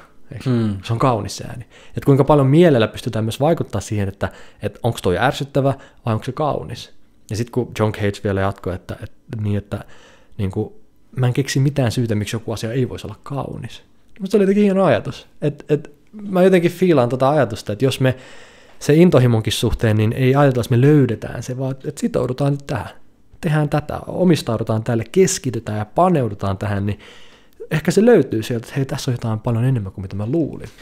Toi on tosi niin tärkeet silleen, että koska niin miettii, että parhaat kultasuonet löytyy syvältä, niin sä et niin pinnalta sä saatat saada vaan ihan semmosia niin pikkuhippuja, mitä sä et mieti, mikä tahansa asia, niin siihen vasta sen syventymisen myötä sä alat ymmärtää sitä oikeasti ja saamaan siitä paljon enemmän irti.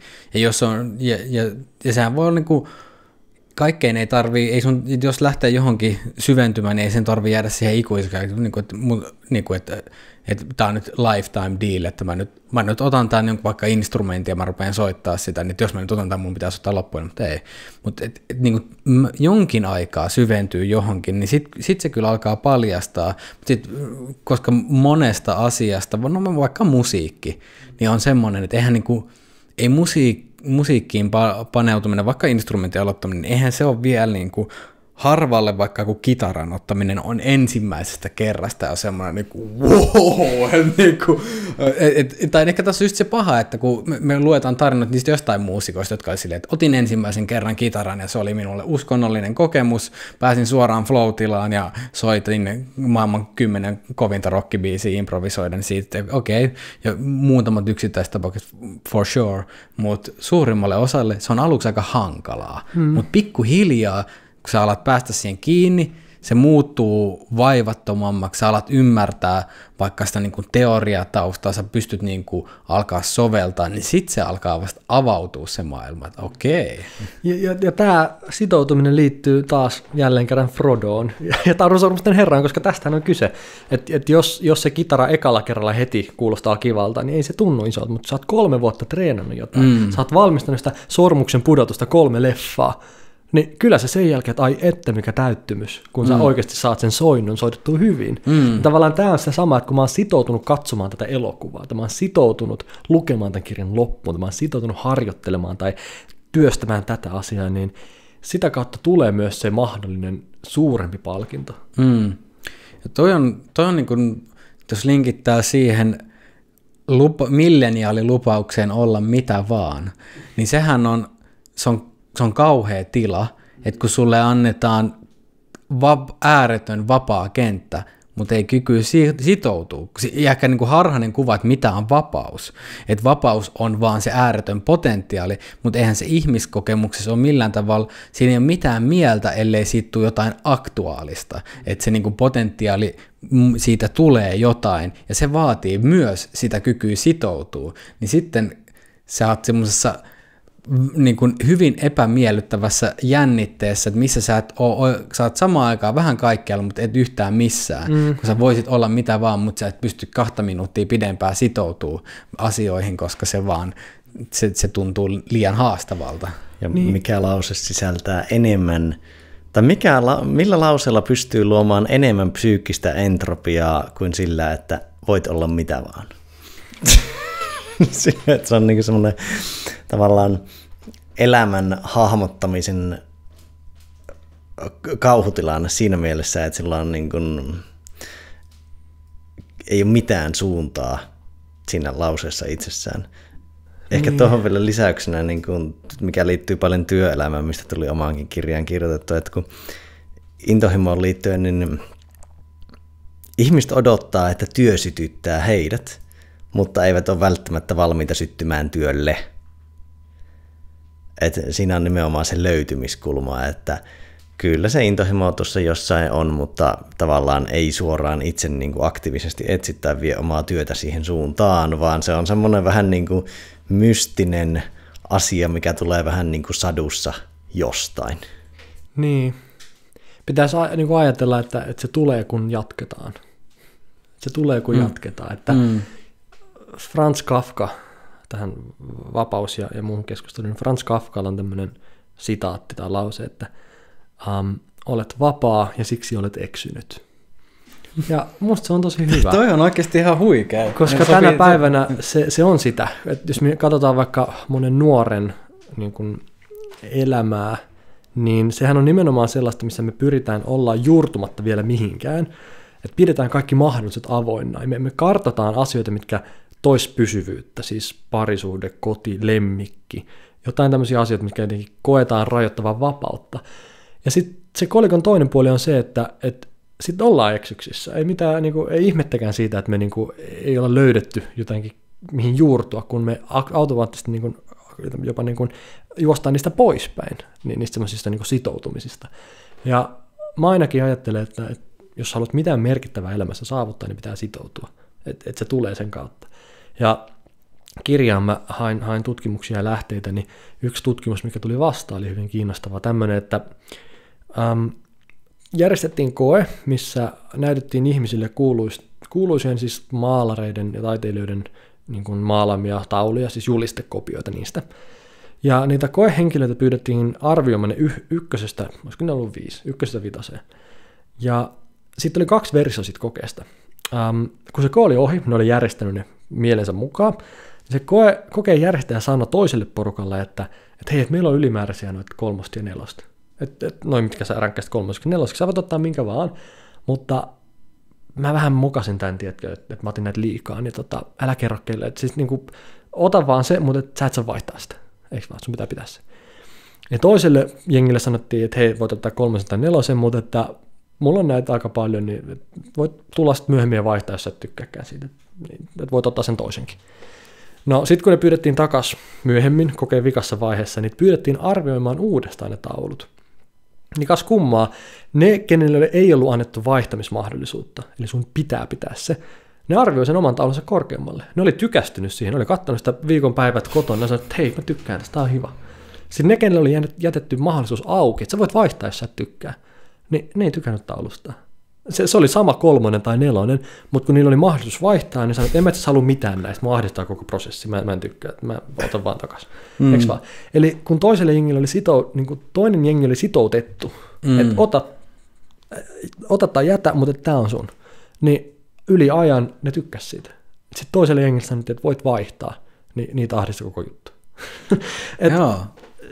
Sitoutuminen, jotain merkittävää saadaan sitä kautta. Mulle tuli ihan mieleen tästä näin, että jos ajattelee elämää niin kuin justiin sinfoniana tai niin kuin elämän vaiheita vaikka sinfoniana, se on ehkä paremmin ajatella silleen, niin että jos se ei ole sitoutunut mihinkään, niin silloinhan sillä ei ole mitään suuntaa, niin kuin siihen, mistä aikaisemmin puhutte, jolloin se on mielenkiinnoton ja merkityksetön, mikä on myös se kokemus siitä, että kun sulle elämässä sä et ole sitoutunut mihinkään, sulle ei ole suuntaa, elämä tuntuu silloin myös tosi merkityksettömältä ja niin kuin ei millään tavalla täyttävältä, ei kiinnostavalta, ei ole niin kuin niitä niin kuin palkkion tai odotusten sitä dynamiikkaa, mikä olisi semmoinen, mikä tekee sitten jollain tavalla mielekästä.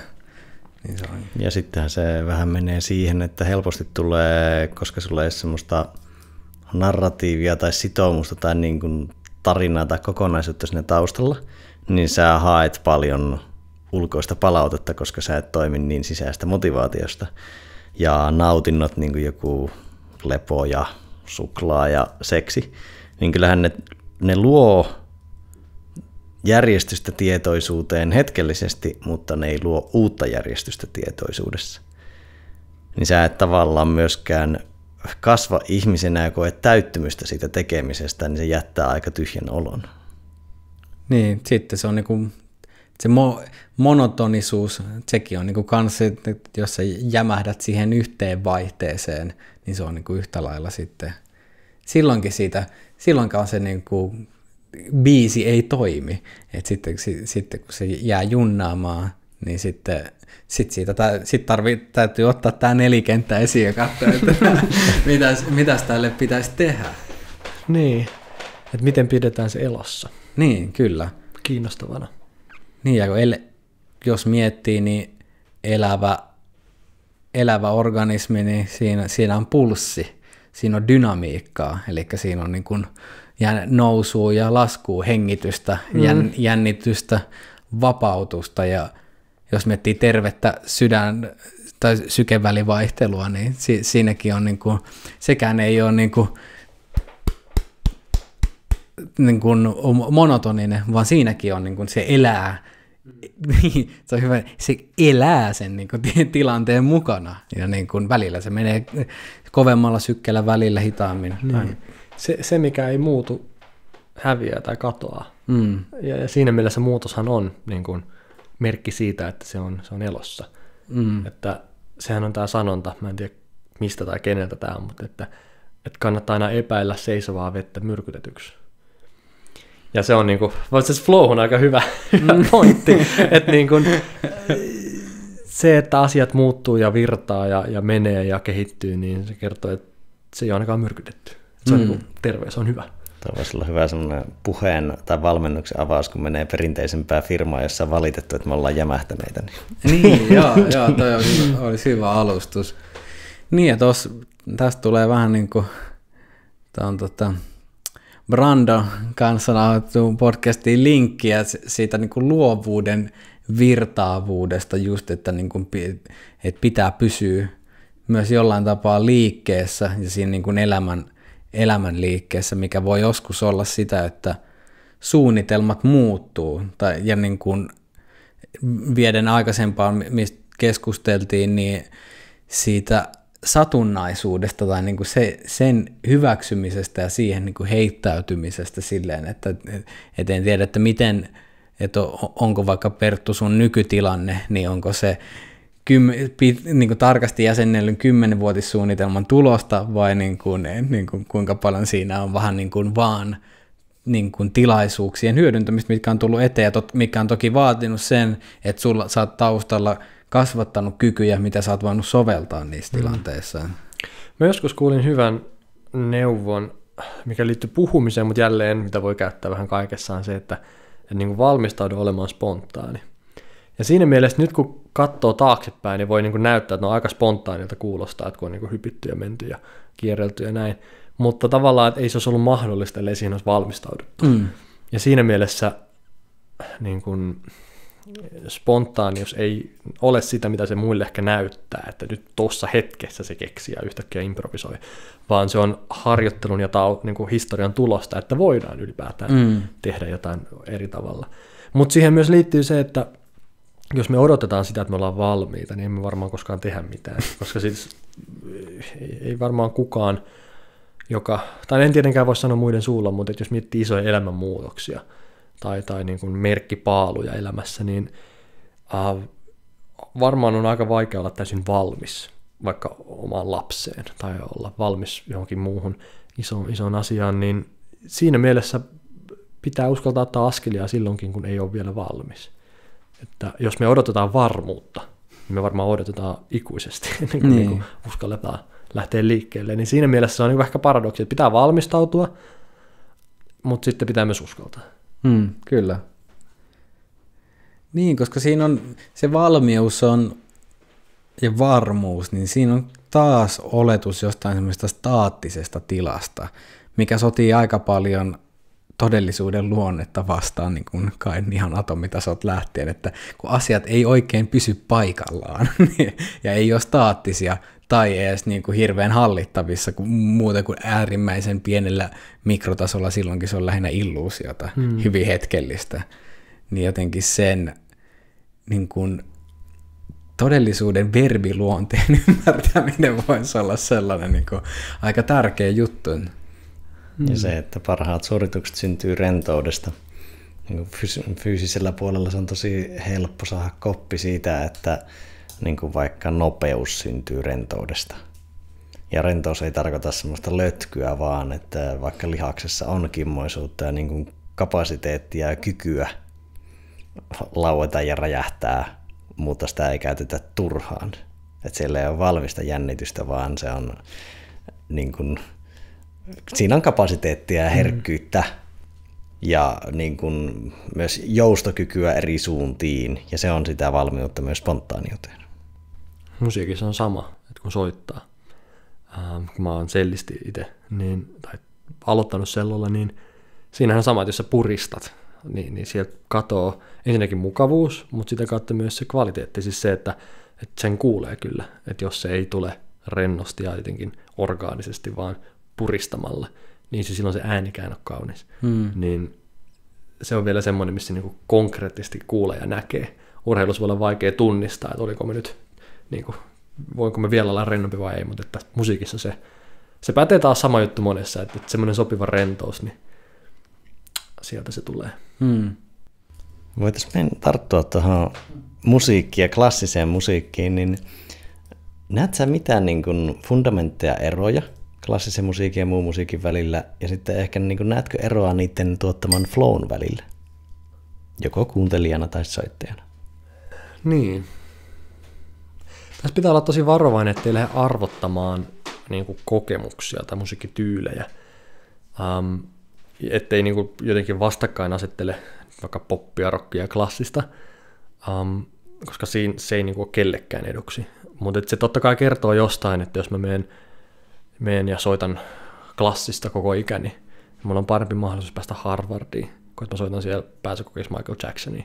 Niin tavallaan meidän historia on se, että se niin kuin musiikin kruununjalokivenä on pidetty ainakin niin kuin klassista musiikkia, ja voidaan argumentoida, että onko se näin vai ei, mutta että teoreettisesti ainakin, niin sehän on ihan oma tutkimuksensa myös musiikin teoria ja niin edelleen, että se on niin kuin, siinä on pitkät perinteet ja se on niin kuin, se on sen takia niin kuin, siinä riittää tutkimista, mutta että onko siellä erilaista flowta, niin en tiedä, siis luontaisestihan klassisen musiikin kappaleet on ehkä jotkut, tai ainakin isot kappaleet on pitempiä, ja niiden rakenne ja koko se niin kuin vapaus on hyvin erilainen kuin radiohitissä. niin siinä mielessä se vaatii ehkä vähän enemmän. Tai en tiedä vaatiiko se enemmän, mutta että kuuntelijan niin kun, pitää olla ehkä vähän enemmän avoinna, kun se ei tiedä, että kohta tulee kertsi, ja sitten tulee toi filli, ja sitten tulee toi niin kun loppusoitto. Niin se, että kuuntelijalta se niin kun ehkä vaatii vähän enemmän. Mutta että se, minkä mä oon huomannut, jos verrataan nyt hetkeksi vaikka musiikkia ja elokuvaa, niin elokuva on semmoinen, mikä vetää niin kuin heti puoleensa, koska siinä käytetään monta eri aistia. Sä kuulet, sä näet, sä voit olla kivaa vilttiin kääriytyneenä kotona ja se on niin kuin mukava fiilis. Siinä on eri aistit otettu huomioon ja se on hyvin immersiivinen. Heti ekoista sekunneista saat niin kuin sen pauloissa. Mutta se ongelma on siinä se, että vaikka se on tosi mukaansa tempaava, niin se on kaikille aika samanlainen se kokemus, koska kaikille on saanut ne samat ärsykkeet, eikö vaan? Mutta sitten jos me mennään kuuntelemaan konserttia ja sinfoniaa vaikka, missä on vaan musiikki, tässä on vaan ääni, ja totta kai me nähdään myös, mutta että se ääni on se, mihin keskitytään, niin se ei ole niin immersiivinen, niin kun, että se ei välttämättä ekasta niin kun minuutista lähtien vedä sua heti mukaansa, koska siinä on vain yksi aisti. Mutta kun se vähän niin kuin pakottaa sua olemaan aktiivisempi, että kun me kuunnellaan vaikka jotain, niin me aletaan niin mielikuvituksella me täyttämään sitä, niin kuin, että mitä tämä on. Tai kun me luetaan pelkästään, niin meidän mielikuvitus heti, että miltä tuo henkilö näyttää tai minkälainen se tilanne on. Eli kun meidän mielikuvitus alkaa toimimaan, niin se monesti se kokemus on vahvempi, koska se on henkilökohtaisempi.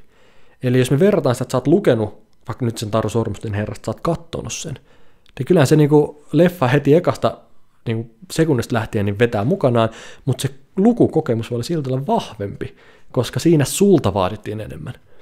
Niin tämä on ehkä vähän myös se ero popin ja klassisen välillä, että se poppi vetää heti mukana, se on loistava, se on kivaa, mutta, ja onhan se niin kuin kaikille iso kokemuskin, mutta se on ehkä vähän samanlaisempi eri yleisöiden välillä, kun jos sä oot kuunnellut Rahmanovin jonkun kappaleen ja minä, ja sitten me keskustellaan siitä, niin voi olla, että meillä on ihan erilaiset, niin kuin täysin erilaiset tulkinnat ja näkemykset siitä, koska jotenkin mä näen sen niin että kun meillä on vähemmän aisteja käytössä, niin se vaatii meiltä enemmän ponnistelua, mutta se voi olla syvempi se kokemus. Niin klassinen on sitä, että tänä päivänä niin kaikki ei ehkä jaksa ponnistella, ja ymmärtähän sen, kun jos on puolen tunnin biisi, ja sitten ei yhtään niin kärryllä, että miksi noin soittaa tolle, ja mikä tämä on. Siis vaikka historia ja traditioja tiedossa, niin voi olla, että siinä on vaikea päästä mukaan. Että miksi tämä nykymusa kuulostaa näin hirveältä, ja miksi sitä, eikö vaan, että on ihan niin valideja pointteja, mutta niin mun pointti on se, että tänä päivänä, ettei me unohdettaisi, että kaiken pitää olla heti nopeata, kivaa, hauskaa ja mukaansa tempaavaa, niin se on ehkä se ainut, että miksi niin kuin, tai miten mä niin kuin näen sen eron. Mutta että musiikki on musiikkia. Mulla ei ole mitään mielityyliä tai lajia. Jos on hyvin tehty se musiikki, niin se on mahtavaa. Olisi poppia, räppiä, tanssia, klasaria, mitä vaan. Et sinänsä ei ole niin kuin, on ihan tyhmää lähteä niin kuin arvottamaan ja vertailemaan. Mutta että onhan se jo se kuuntelukokemus ja kulttuurikin niin erilainen, niin on niin kuin ihan hyvä nostaa tämmöisiä eri havaintoja. Joo. Ja tosi sanallistit paljon semmoisia ja kirkastit semmoisia vähän niin kuin hähmäisiä keloja tuolta niin kuin oma mielen perukolta, että niin näin. Just toi tila, tulkinnallisuus ja aika, niin mikä on semmoinen, mitä niin kuin fiilistelen just, että mikä ilmenee klassisessa musiikissa tosi paljon, että mikä liittyy myös siihen niin kuin sitoutumiseen, niin kuin, että tietyllä tavalla, kun sä panostat siihen, se vaatii sut panostamista, se vaatii vähän ponnistelua, että nyt kun mä oon tässä näin, niin tää ei ole 3 minuutin niin kuin semmoinen peruskaavaa noudattava pätkä, vaan nyt mun täytyy keskittyä tähän näin, ja jotta mä kuulen tämän näin, niin mä en voi ajatella oikein muita juttuja, mutta sitten sen panostamisen, että voi päästä syvemmälle, kuin mitä niin kuin olisi voinut edes kuvitella mahdolliseksi. Siis mä muistan, kun mä kävin katsoa Tristan ja Isolde oopperan joskus. Mä olin lukiossa kai silloin. Ja se kestää 5,5 tuntia. Onko siinä 2 väliaikaa? Ja onhan se pitkä niin kuin istua ja kuunnella oopperaa. Mutta sitten kun ollaan siellä loppupuolella, ja onko se nyt 2. vai 3. akti, kun aukeaa sinne ne oboe-soulut ja muut, ja varsinkin ihan lopussa, niin sitten kun ollaan tavallaan 5 tuntia tultu, ja sitten ne vikat minut, että se euforia ja se tavallaan, että sitä ei saa puolessa tunnissa. Sitä ei saa niin kuin hetkessä. Niin, ja silloin tavallaan on ihan perusteltu sanoa, että Että on aikansa, kun me halutaan se nopea ja kiva, mutta sitten on myös aikansa, kun me halutaan se pitkä ja voimakkaampi.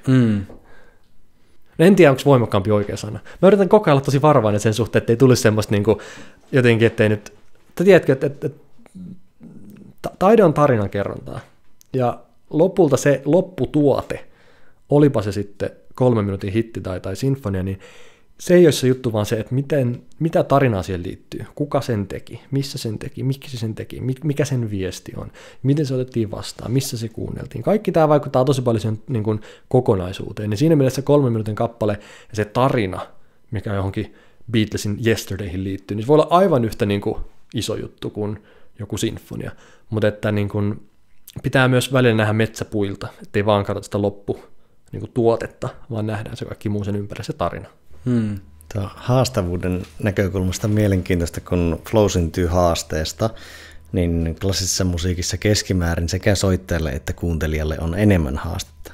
Joskus voi olla, että se haaste on vaikka tilanteeseen sopimaton, että jos menet tuossa Helsingin metrossa painelet menemään huonoilla kuulokkeilla, niin silloin se voi olla liian kova haaste. Mutta siinä on mielenkiintoisia ulottuvuuksia siinä haastavuudessa, niin se, että jos sä tiedät taustatarinaa, niin se luo lisää haasteen siinä, että sä voit sitoa sitä tarinaa siihen mukaan.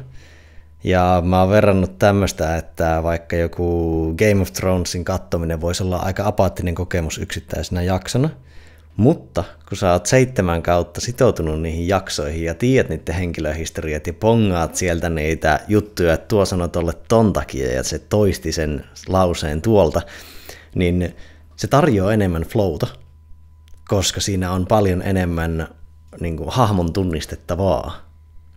Ja yksi kokemus jää miettimään, että miten ne musiikit eroaa, niin on kuunnellut aika paljon niin kuin Lontoon Royal Philharmonicin levytyksiä, kun nehän levyttää niin kuin normaalia poppiakin. Vaikka kun on teen jonkun verran joskus takavuosina kuunnellut Meatloafia, niin se, että kun on levyttänyt yhden levyllisen verran tai albumillisen verran Meatloafia sinfoniaorkesterilla, niin se on tosi mielenkiintoista kuunnella, että se tarjoaa enemmän flowta, mutta sitä pitää oikeasti kuunnella ja sitten siellä tulee semmoisia löydöksiä, että ne soittaa tolla soittimella ton osan ja tavallaan millä ne vaikka korvaa kitarariffit.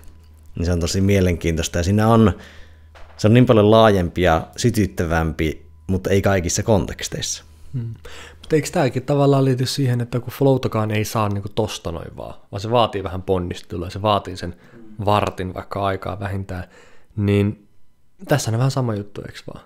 Että ei tässä niin kuin olla niin kuin arvattamassa, että joku muu, missä ei olla flowssa jotenkin huonompi, vaan että flow tarvitsee pientä ponnistelua. Niin, se niin kuin elämässä yleensäkin se, että pääset ponnistelemattomuuden tilaan, niin se, että raketti pääsee ulkoavaruuteen, niin aluksi täytyy ottaa aika paljon kipinää alle, ennen kuin se siellä on sitten vapaa-virtauksessa. Ja klassisessa se kynnys on nimenomaan vähän pidempi. Että kyllä se perusrockibiisi tai vaikka Suomi-iskelmä tarjoaa nopeammin mikroflowta, mutta sitä makroflowta se ei välttämättä voi tarjota. Ja siis kyllähän niin kuin vastaanottaja haluaa aina olla osa kokemusta. Ja niin kun, vaikka jos sä menet kuuntelemaan musiikkia konserttiin, niin sä haluat ymmärtää, sä haluat olla sisällä siinä. Ja sit jos jotenkin tehdään niin hankalaa ja vaikeaa, että sä et pääse siihen sisälle mitenkään, niin silloin voi tuntua, että niin kun mä en ole osa tätä tai että mä oon mitätön niin kun linkki tässä kaikessa. Niin se on myös ehkä tärkeää ottaa huomioon, että kyllä yleensä ihminen haluaa olla osa, mutta sitten jos se vaatii aivan liikaa ponnistelua, niin sit se ei niinku, se ei vaan niinku, asioiden ei tarvitse olla helppoja, mutta mielenkiinnon pitää säilyä. Niin jokaisella on ehkä vähän eri, että kuinka pitkään me jaksetaan ponnistella. Niin ja sekin on kapasiteetti, mitä pystyy kasvattaa. Et sanotaan, että semmoinen kapasiteetti, mikä Laurilla oli 12-vuotiaana ja mikä nyt, niin ne on hyvin, hyvin, hyvin erilaiset. Se, että minkä verran jaksaa jaksaa ponnistella. Sekin totta kai on vielä, että, niin kuin, että kun ponnistella voi eri tavoin. Että se on niin kuin ehkä semmoinen, että kun voi olla se yksi malli, että ponnistelu tarkoittaa sitä, että mä istun tähän ja sitten mä väännän tässä niin pitkä, kunnes tämä homma taipuu.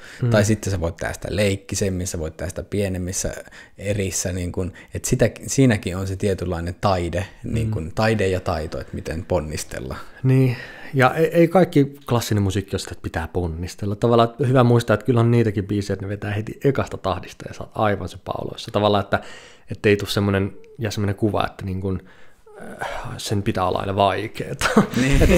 et on olemassa myös ihan hirveästi huonoja biisejä. Ja vaikka sä ponnistelet, niin lopputulos et siltikään tykännyt. Tavallaan ei se aina sillä ponnistelullakaan hyväksytty. Kyllä. Kuuntelit väärin, kun ei ollut vaikeaa. Niin, ei vaan, että niinku kannattaa tsempata, mutta se tsemppi ei yksinään auta aina. Niin, ja se on yksi ulottuvuus. Miten sulle niin kun flow ilmenee soittaessa? Minkä näköisiä ajatuksia, merkityksiä keloi siitä herään? No jos mä ajattelen vaikka, että soitan pianoa, niin se vie mukanaan tosi nopeasti, koska siinä on joku semmoinen yhteys, että samaan aikaan sä katsot ja kuulet. Ja sitten siinä on niinku se linkki, että kun mä painan tosta, niin se ääni kuuluu. Kun mä painan nää, niin sitten mä kuulen ton harmonian. Ja se on mulle joku semmoinen henkireikä, koska mä oon huomannut, että vaikka olisi kuinka kiireinen tai stressaantunut tai muuta, niin vartti Bachia ja kaikki on hyvin. Ja tavallaan se on semmoinen, että se toimii. niin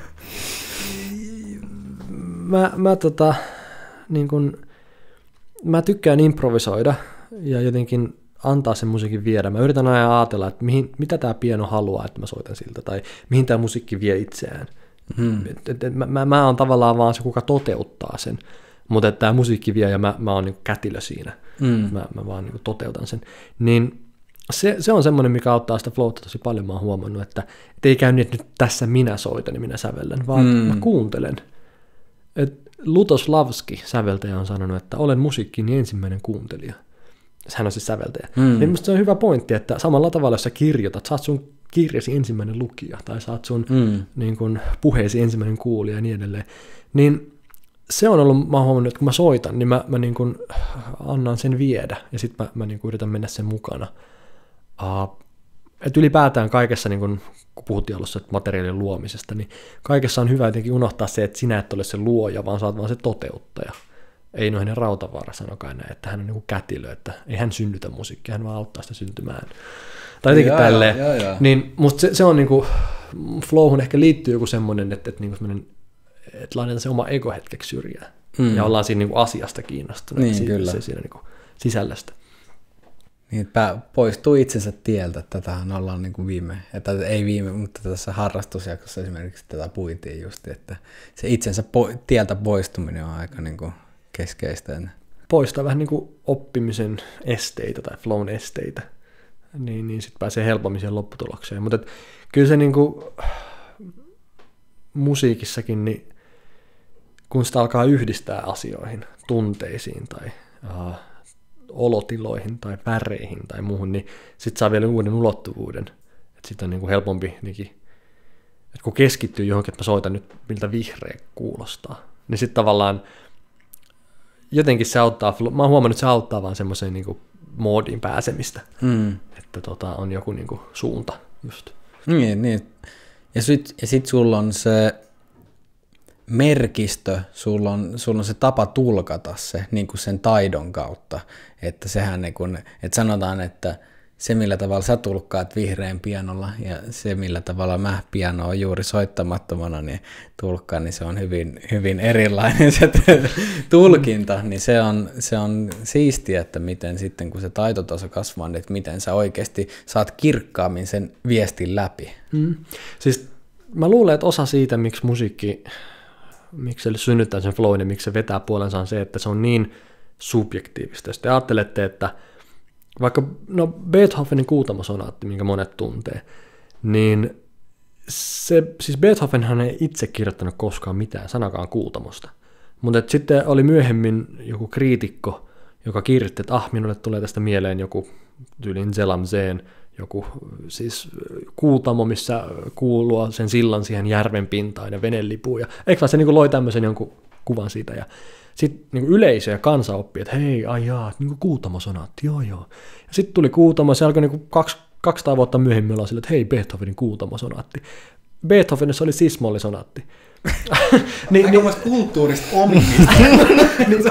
Mun pointti on se, että tänä päivänä, kun joku kuulee sen, niin on sille, että minä voin niin kuulla, kun Beethovenin ton Kuutamon sävelsi niin kauniisti. Että kyllä se Beethoven osasi Kuutamo. Ja se on ihan meidän päässä, eikö vaan? Niin jos mä sanoisin teille, että mä kuulen tässä niin kuin, mä oon autiomaassa, hiekkadyynillä, mä oon aivan niin kuin kuolemaisilla niin veden hukkaan, ja sitten alkaa tää tin, tin, tin, tin. Niin te kuulette, että niin te kuulette sen niin kuin kuivuuden ja kärsimyksen, että se on ihan se, että mitä mä laitan sun päähän, niin sä kuulet sen. Ja tässä mielessä, jos mä sanon, että tää on vihreä, niin Perttu, sä saat niin hienosti soittaa vihreä. se on hyvin sun, niin tavallaan, ja se on kaunista. Musta tää on niinku, jos mietitään taidetta ja tiedettä, niin niiden tehtävä on tehdä vastakohta. Siis tieteen tehtävä on supistaa, eikö vaan? Eli me voidaan tehdä joku vaikka luonnonlaki tai joku kaava tai joku sääntö, mikä universaalisti pätee, eli missä tahansa mä toistan tämän kokeen, mä saan saman tuloksen, eikö vaan? Eli tiede pyrkii tätä isoa maailmaa supistaa ymmärrettävään toistettavaa muotoa, eikö vaan? Eli on vain yksi tulkinta, eikö vaan? Ei ole ja toiseen vaikka. No sitten taide tekee nimenomaan päinvastaisen, eli yhdestä sävellyksestä on yhtä monta tulkintaa kuin on kuuntelijaa. Eli ei ole nimenomaan yhtä aitoa totuutta. Jos mä soitan teille Sibeliuksen 4. sinfonian 3. osa, ja sitten me puhutaan siitä, että mitä tästä tulee, niin ei ole oikeaa eikä väärää. Niin tieteen tehtävä on supistaa, ja taiteen tehtävä on laajentaa. Ja ne on molemmat kauniita. Että nimenomaan niin kun musiikissa ja taiteessa se on parasta, että mä saan siitä samasta Beethovenin sonaatista sen Kuutamon, ja sen dyynin, ja vaikka tumman sinisenkin, jos mä haluan, niin sen takia me tarvitaan molempia. Ja mä näen niin kuin tälleen tieteen ja taiteen sen keskeisen eron. Niin ne on tietyllä tavalla niin kuin ne ääripäiset erot, että tiede vastaa ja taide kysyy, niin, mutta sitten kuitenkin käytännössähän niin kuin ei ole puhdasta tiedettä eikä ole puhdasta taidetta siinä mielessä, että kun mulle tulee nyt mieleen se Brandon mainitsema tuplatimanttimalli, että joka aukeaa, niin kuin tämmöinen niin kuin luova prosessi, että se lähtee jostain, avautuu, sulkeutuu ja taas avautuu, sulkeutuu. Että sitähän niin kuin jotta sä voit tehdä tiedettä, sun täytyy kysyä, sun täytyy avata se, sun täytyy luoda joku hypoteesi ja näin, sitten sun täytyy sulkea, sulkea, keskittyä enemmänkin, määritellä, yrittää jäsentää sitä, katsoa mitä tapahtuu. No sitten taas jotain me saatiin, mitä tämä herättää, avataan paketti. Ja samalla tavalla taiteessa, että sehän on niin kuin, että sun lähtee se joku idea ja sitten sen jälkeen jossain vaiheessa sun täytyy rajata sitä ideaa, taas laajentaa sitä ja näin. Niin se hengittää niin. Taas.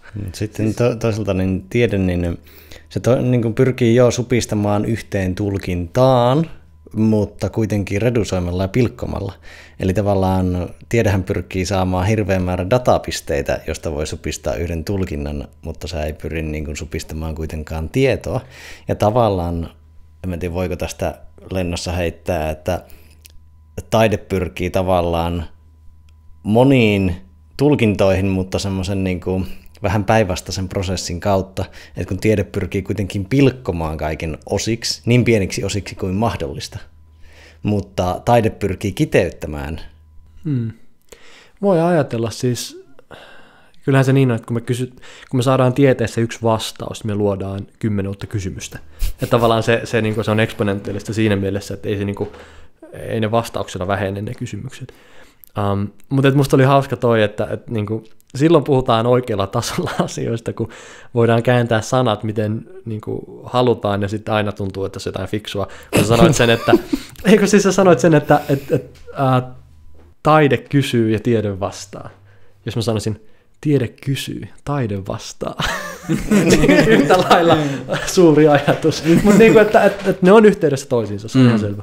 Joo, ja se on just, että niitä voi niin kuin käsitteiden tasolla tarkastella näennäisen niin kuin vähän niin kuin ääripäinä, mutta Tämä on aika hyvä, kun mä mietin nyt sitä tuplatimantti-kuvaa, että kun se on tietotavat, kun siinä on 2 timanttia niin kuin vierekkäin, niin sehän on myös vähän niin kuin ääretön logo, mutta tämmöisenä niin kuin vähän kulmikkaampana versiona, mutta sillehän se menee, että kun sä meet sinne niin kuin äärilaitaan, niin sitten se muuttuu lopulta toiseksi, niin se on... Ja just, että ne ei ole lopulta niin kuin erillisiä, että ei, niin kuin ehkä ihmiskunnan hienoimmat tuotokset on just semmoisia, että niitä on vähän vaikea sanoa, että kun just niin kuin, vähän niin kuin sanoit säveltämistä, että se on siellä niin kuin tieteen ja taiteen jossain välimaastossa, että sun on vähän vaikea määritellä, no mitä tämä nyt oikeasti on, mutta että sä näet elementtejä molemmista, mutta sitten sä et kuitenkaan voi lokeroida sitä täysin. Niin. No jos ajatellaan säveltäjää, niin kyllähän se on siinä rajamailla, että se niin kuin käyttää teoriaa ja matikkaa, struktuureita ja sääntöjä luodakseen taidetta. Jos me katsotaan Einsteinia, niin se luo suurin piirtein taidetta luodakseen sitten vähän niin kuin tiedettä siitä. Siis että niin kuin ne visiot, että miten hän päätyi niin kuin vaikka suhteellisuusteoriaan, niin kyllähän siinä jossain harmaalla alueella koko ajan ollaan molemmat niin säveltäjät kuin Varsinkin semmoisella tieteen kentällä, missä ei voida vielä nykyteknologialla todistaa sitä todeksi, mitä on pystytty myöhemmin todistamaan, niin siinä ollaan jo aika taiteen ja tieteen rajamailla, että kun et vaan edes voi todistaa, mutta oot niin kuin intuitiivinen tunne siitä, että tämä voisi pitää paikkansa, mutta menee ehkä 50 vuotta ennen kuin tämä voidaan vahvistaa. Niin ja Einsteinkin niin just niin paljon vaikka mielikuvaharjoittelua siitä, että niin kuin ei ole ihan niin kuin tyypillinen oppikirjametodi, mitä niin kuin jossain yliopistossa opetetaan, että kuvittele itseäsi tuonne valonsäteeksi niin taivaanradon kiitämään ja lennä aika-avaruuden läpi silleen, että okei, että en mä tiedä, ei mulle ensimmäisenä tästä ei tule ainakaan semmoinen strictly science mieleen, vaan tämä on enemmän jotain leikkiä. Niin, no mieti mitä tapahtuisi, kun tieteilijöille opetettaisiin enemmän taidetta ja taiteilijoille tiedettä. Niin. Einsteinillahan oli aika flow-osaamismetodit sinänsä, koska hän aina vaikean ongelman kohdalla lähti soutamaan järvelle. Ja sitten palasi takaisin ja otti sillä semmoisen mentaalisen ja kehollisen tauon ja palasi sitten niin ratkomaan sitä ongelmaa. Tai niin, se Thomas Edisonin rautapallo tippuu, kun nukkuu päikkäreitä ja sulla on sitten vastaus. Niin, mä mietin, että jonkin verran tullut tutustuttua niin kuin erilaisiin huippuosaajiin, tekijämiehiin ja naisiin ja kaikkeen siltä väliltä, niin kyllä siellä niin semmoinen monipuolisuus, monialaisuus tuntuu nousevan tosi usein, että vaikka me vähän niin kuin se, mitä aikaisemmin, vaikka tunnettaisiin joku tyyppi, että tämä oli huippupoliitikko, tämä oli huippumatemaatikko, niin tosi usein sieltä, vaikka niin kuin kovan tieteen tekijät, niin sieltä löytyy runoutta, maalaustaidetta. Churchillillä oli niin kuin, taas niin kuin politiikan puolelta, niin niin tämmöinen maalaus ja rakentaminen oli semmoisia niin kuin tärkeitä tasapainottavia tekijöitä. Ja justiin niin kuin se, että sieltä voi löytää sit niitä yhteyksiä. Ehkä tuosta pomppaa mieleen semmoinen, mitä on tullut pohdittua, että en tiedä pitääkö miten universaalisti paikkansa, mutta tuntuu, että kaikki huiput, ihan sama melkein alasta, lajista, muusta riippumatta, niin painottaa joko metodia tai intuitiota. Ja varsinkin ne, ketkä painottaa intuitiota, niin sitä on yleensä niin kuin hankittu myös jostain muualta kuin siltä kyseiseltä kentiltä, missä pelkästään toimitaan.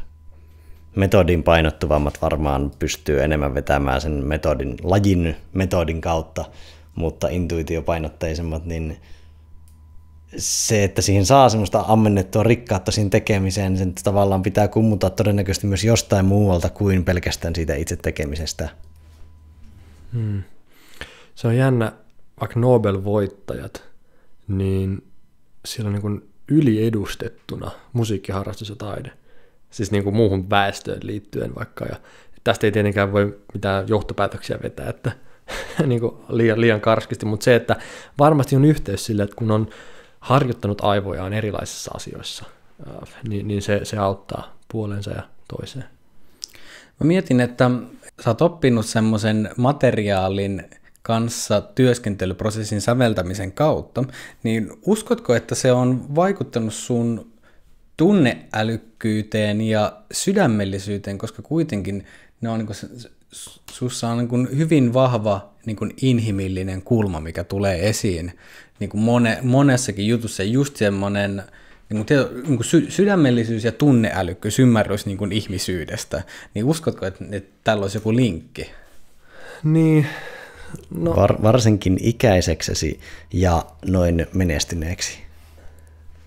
Siis kiitos, mutta en oikeasti usko, että on mitään linkkiä, koska tai jos mä jotain niin kuin mietin, että mistä tulee semmoinen tietynlainen nöyryys asioiden edessä, niin ehkä just siitä, että kun oppii näkemään, että asioilla on aika monia puolia, niin sitten lähtee semmoinen julistaminen, semmoinen niin kuin yksioikoisuus pois, että asia on juuri näin, kuin minä sen nyt sanon. Niin ehkä se tulee sieltä, mutta se on auttanut hyvin paljon, kun on niin kuin saanut tehdä hyvin erilaisia asioita.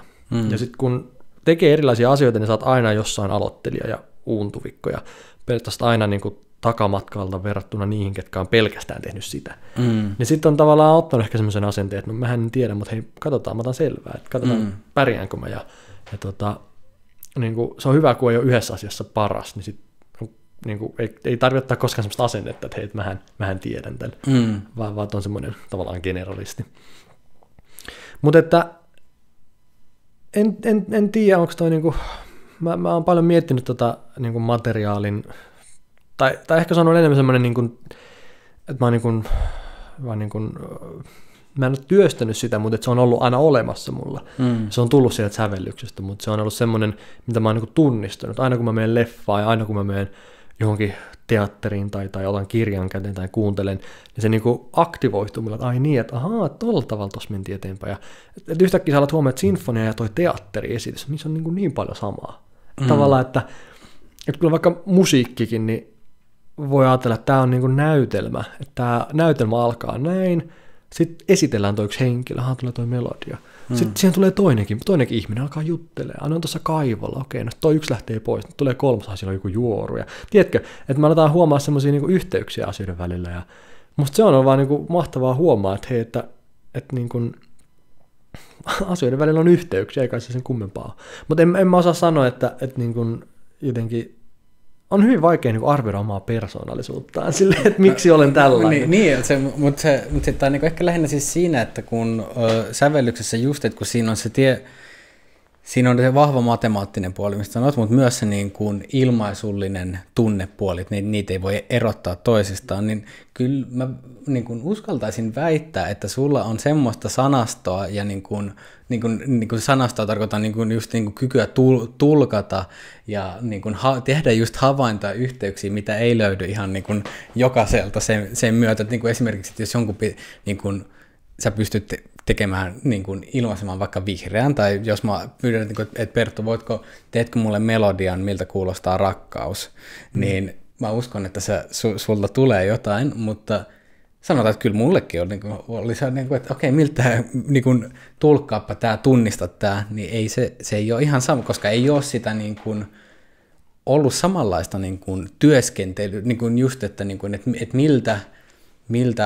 miltä tämä kuulostaa, tuntuu, että miltä niin kuin, just sen intensitaatin, jännitteen ja ehkä se niin kuin värin tunnistaminen, koska sitähän niin kuin musiikissa sä oot kuitenkin tosi paljon tehnyt, tunnistanut värejä. Ja myös rohkeutta ja skaalaa siinä ilmaisussa, että sä oot nyt 25 vai? Joo. Niin se, että kuinka moni vaikka 25-vuotias jätkä käyttää sanaa rakkaus arkikielessä, missään haastattelussa tai muussa, niin se on aika vähän. Että sekin on niinku semmoinen tietty sydämen sivistys, on se sana, mitä käytät, niin se näkyy. Ja sitten niin kun, ehkä se näkökulmaisuus näyttäytyy siinä, että on niin kun optimismia. Ja niin kun minun mielestä sinusta ei välity yhtään kyynisyyttä tai semmoista niin kun ylivakavuutta. Että se ehkä tulee sitä varmaan niin kuin sitä näkökulman leveydestä. Joo, siis kaikenlainen ehdottomuus, niin varmaan mä ehkä lukiossa vaikka olin vielä silleen mustavalkoisempi. Ja varmasti on edelleen paljon sokeita pisteitä, mitä niin kuin itse huomaa. Mutta että musta on aina hyvä vähän niin kuin odottaa sitä niin kuin tunnereaktioa, että yrittää vähän niin kuin vaikka eka ponnistella, että mikä tässä oli se juttu, että, niin kuin, että mä en vielä päätä, mitä mieltä mä oon, vaan mä annan sille mahdollisuuden. Että mun ei tarvitse omaksua tai hyväksyä jotain, mutta että niin kuin, mä oon utelias oppimaan lisää ja kuulemaan, että miksi nämä voisi olla tälleen. Että varmaan aika pitkälti oma kehitys on sitä kykyä niin kuin sallia erilaisia ja vaihtoehtoisia ja epämukaviakin ajatuksia, eikä torpata niitä heti. Ja sitten kun hetken pystyy vähän niin kuin viihdyttää itseään niillä semmoisilla ajatuksilla, mistä ei välttämättä ole samaa mieltä, mutta tavallaan ettei niin kuin tule semmoista hylkimisreaktioa, niin kun pystyy käsittelemään niin kuin epämukaviakin asioita, niin sitten vähän niin kuin kehittyy. Niin ehkä se on joku asia, mutta en tiedä, kyllä varmaan niin kuin kaikki kumpuaa jostain. Joku monet asiat kumpuaa ehkä peloista tai tarpeista muista, niin voi olla, että niin kuin yksi syy, miksi vaikka puhuu pehmeistä taidoista tai inhimillisyydestä muusta, niin voi olla se, että kun miettii joskus tulevaisuudessa taaksepäin omaa elämäänsä, että mitä teki silloin tämän ikäisen tai mihin käytti aikansa tai mikä oli tärkeää, tai jos pääsi puhumaan, niin mitä asioita nosti esille ja niin edelleen, niin sitten arvioi itsensä silleen, että no käytikö mä sen ajan hyvin tai onko mä tyytyväinen siihen, mitä mä tein. Niin sitten on tavallaan vetänyt sen ihan ekstremeen, että nyt niin kuin tekee asioita, mistä ei ainakaan mitään niin kuin kadu. Niin kuin ei tehnyt väärin, tai sanotaan, että ei ollut ihan hukassa se perspektiivi. Niin ehkä se on tullut myös sitä kautta, että niin kuin, ei kukaan tykkää epävarmuudesta, ei minäkään, mutta sitten tavallaan pyrkii tekemään asioita, mitkä ei ainakaan mene hukkaan. Ja sitä kautta se sitten tulee. Niin, eli siinäkin on jonkinlainen panostaminen, että niin kuin panostaa juttuihin, joille ei välttämättä tiedä, että no onko tästä niin kuin varsinaisesti hyötyä tai jotain, mutta se on mielekästä, tuntuu mielekkäältä siinä hetkessä ainakin. Niin. Kyllä, ja siis mä ajattelen, että meidän elämän mielekkyyttä ja merkitystä ja onnellisuutta ylipäätään aika pitkälti määrittää ihmissuhteet, ne ihmiset, ketä meillä on elämässämme, ne ihmissuhteet ja lähipiiri, lähimmäinen. Ja jos haluaa niihin omiin ihmissuhteisiinsa syvyyttä, niin sitten ensimmäiseksi varmaan tarvitaan myötätuntoa ja semmoista kykyä niin kuin, nähdä asioita muiden silmillä. Ja jos pystyy nyt omia ihmissuhteitaan syventämään, niin varmaan koko elämän mielekkyyskin sitä mukaan menee ylöspäin. Niin silloin tavallaan kannattaisi lähteä liikkeelle siitä, että mikä saa mun ihmissuhteita parempaan suuntaan. Ja silloin on pakko tulla aika niin kuin syvälle itseensä, että no, miten mä harjoitan myötätuntoa, miten mä oikeasti pyrin ymmärtämään toista. Ja kyllä mä näen, että jos on yksi asia, missä olla hyvä, niin myötätunto, koska sen myötä tulee kaikki muu. Sen myötä tulee tavallaan ne ystävät ja ihmissuhteet ja ne kaikki muutkin taidot. Niin ei sillä, että mä olisin hyvä siinä, mutta on ehkä tajunnut, että tämä on ehkä jotenkin tärkeää. Niin sit tekee sitä hyvin. Mulla kävi mielessä joku ajatus tuossa aikaisemmin, mutta mä unohdin sen. Mutta ehkä meidän aika muutenkin vähän vaatii tai tarvitsee sellaista niin kuin harmaan sävyä, kun on jotenkin, niin kuin tänäänkin puhuttu, että on hyviä tai pahoja asioita tai on sitä sun tätä. Ja jotenkin suomalaisilla meillä on vähän semmoinen tapa, että kun me pystytään sallimaan niin kuin yksi totuus niin kuin kerrallaan, niin sitä vastaan voi vähän niin kuin pyristellä, että entä jos Mä tykkään aina vähän niin kuin, kun ihmiset sanoo jotain ja kertoo, että näin se on, niin ainakin mielessäni joskus ääneenkin sanon, että ootko ihan varma? Ootko ihan varma? Tiedätkö, että ihan vaan niin kuin välillä muistuttaa, että nyt kun me niin unohdetaan siihen niin kuin julistamismoodiin, että kun asia on näin ja Perttu, kuule se on tällainen, että ootko ihan varma? Sitten tavallaan sen toisen on pakko käydä hetki mielessä ja silleen, että on varma. Sitten tavallaan itsekin tajuaa, että oho, hups. Ja sitten jos sä silleen, että en ole varma, että oho, miksi mä sanon, jos mä en ole varma? Eikö vaan? Niin. Ja sitten siinä tulee heti vähän niin kuin nyanssia, että ahaa, että niin kuin yhtäkkiä se vähän pehmenee se, että miten asiat onkaan. Niin se on ihan hyvä, ootko ihan varma?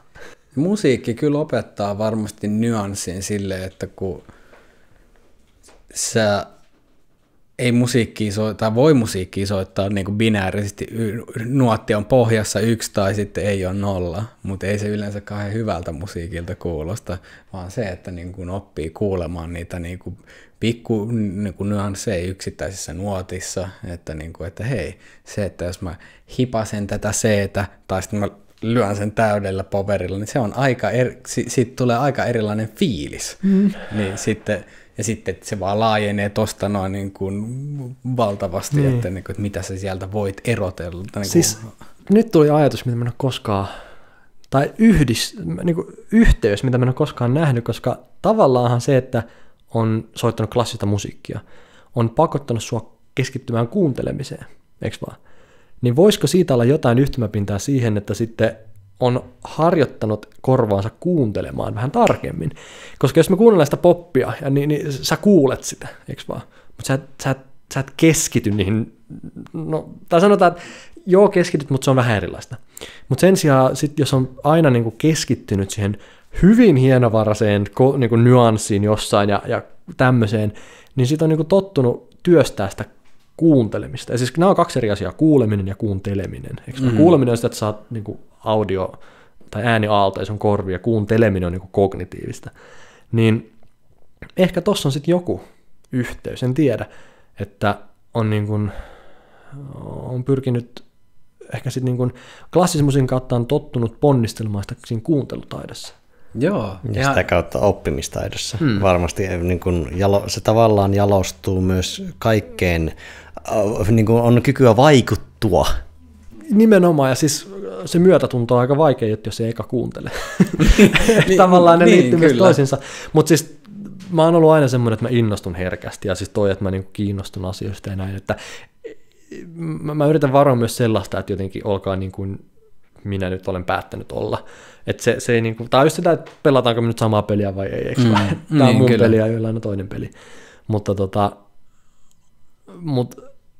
ehkä niinku olisi hyvä kysyä kaikkien itseltään, että mikä ei muutu maailmassa, niin ollaan siinä hyviä. Siihen kannattaa niinku satsaa. Ja siinä on varmaan just myötätunto ja rehellisyys ja uteliaisuus ja kuuntelutaito ja niin edelleen. Niin ne on asioita, mitkä varmasti niinku on hyviä investointeja.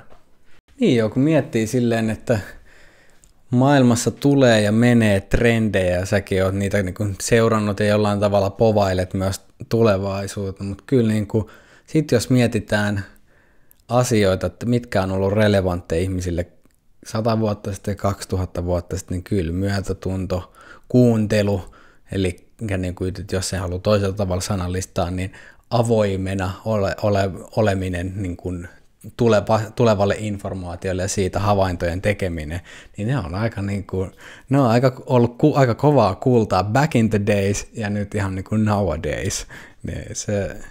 Onko se semmoista konservatiivista futurismia, että poimii historiasta ne, mitkä toimii tulevaisuudessakin? No siis mä en muista kuka sen, niin kuin jostain, mä luin tämmöisen lainauksen, missä oli just, että niin kuin, tulevaisuuden uudet jutut on vanhoja, eli tavallaan niin kuin näitä niin kuin, ikiaikaisten niin kuin viisaiden juttujen tuominen, niin kuin se, ja just sen ehkä, niin kuin mistä puhutaan, sydämen sivistyksen ja tämmöisen tuominen niin kuin nytten tähän aikaan, koska me jollain tapaa voidaan nähdä, että jossain määrin ollaan vähän ajauduttu ehkä pois sieltä, mikä on tuonut sitä merkityksellisyyden vaikeutta ja tämmöistä niin kuin monenlaista ongelmatiikkaa, mitä niin kuin maailmassa esiintyy. Toikin on hyvä, kun puhutaan tulevaisuudesta ja trendeistä, niin on niin kuin, jotenkin ajatella, että the next big thing, eikö vaan, seuraava iso juttu. Ja sitten mä jotenkin aina miettin, että niin tämä just kertoo tästä meidän ajasta, sensaatiosta, ja muistat, että mikä olisi se the next small thing. se olisi niin paljon parempi ja tärkeämpi. Et ne on nimenomaan ne pienet asiat sit kuitenkin, mitkä oikeasti on tärkeitä. Paljon tärkeämpi kuin ne isot asiat. Niin välillä tekisi mieli sanoa, että what about the next small thing? Aika hyvä. Toivon, että viet puhuja lavalle ton kysymyksen. Mä mietin, että se next big thing, se on vähän niin kuin se kasinokone. Just näin. Se on jackpot. Se on se lupaus siitä niin kuin ikuisesta onnellisuudesta ja kaikesta mahdollisuudesta, että minkä kanssa ihmiset on vuosituhannet paininut, mutta se on myös se illuusio, just se, niin kuin, se Big Bang, mikä muuttaa kaiken kullaksi. No, mitä seuraavan päivän? Kaikki on nyt kultaa, mitä sitten? Small thing on se pieni pankki siellä kasinon takana, jonne viet sen rahan ja jätät sen sinne korkoa kasvamaan. Jep. Aloituksessa povailin tuolla oppimisen flowta ja tulevaisuutta, mutta niissä mennään kyllä niin isoissa teemoissa, että kyllä tässä vaiheessa jo mietin, että ne ehkä säästetään toiseen jaksoon kokonaan, niin Ja Laurin sanojen mukaan bensaa tankkiin tässä flow-kokemuksessa. Loppukysymyksenä, jos saisit valita kenet tahansa, kenen kanssa kokea flowta, niin kenet valitsisit ja mitä tekisitte yhdessä?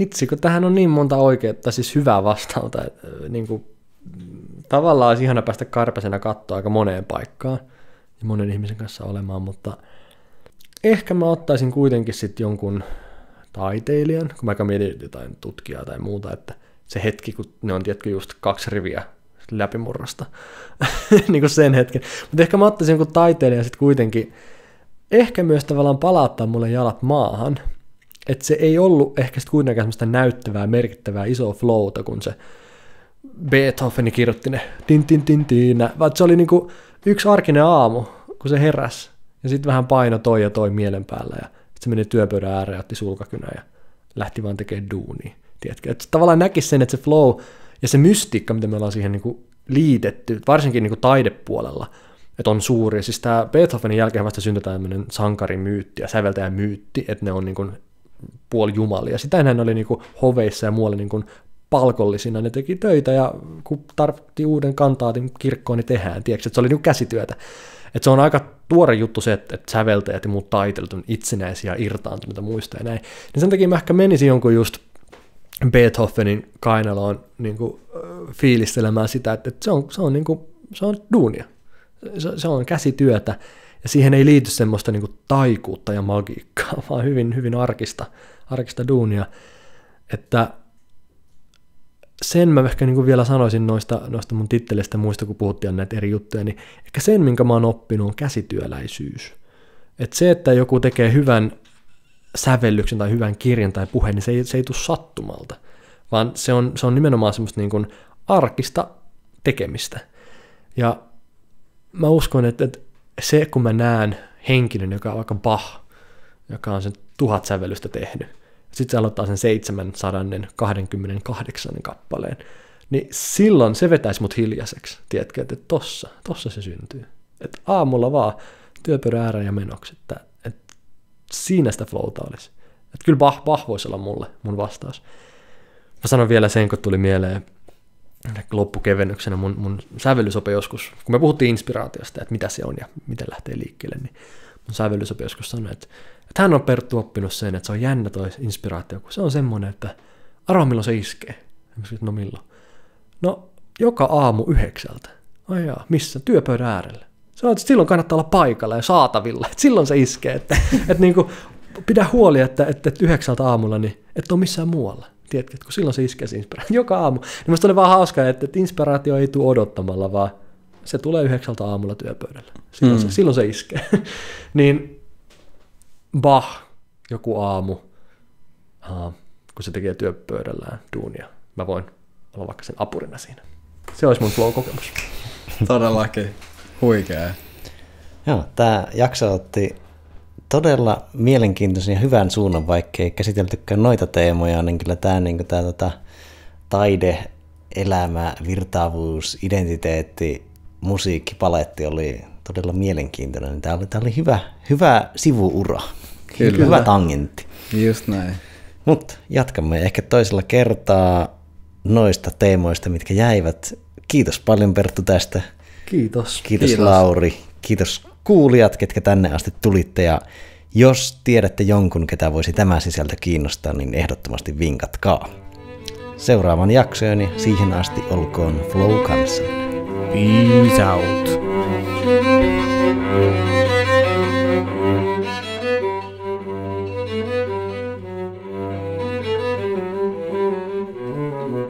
Thank you.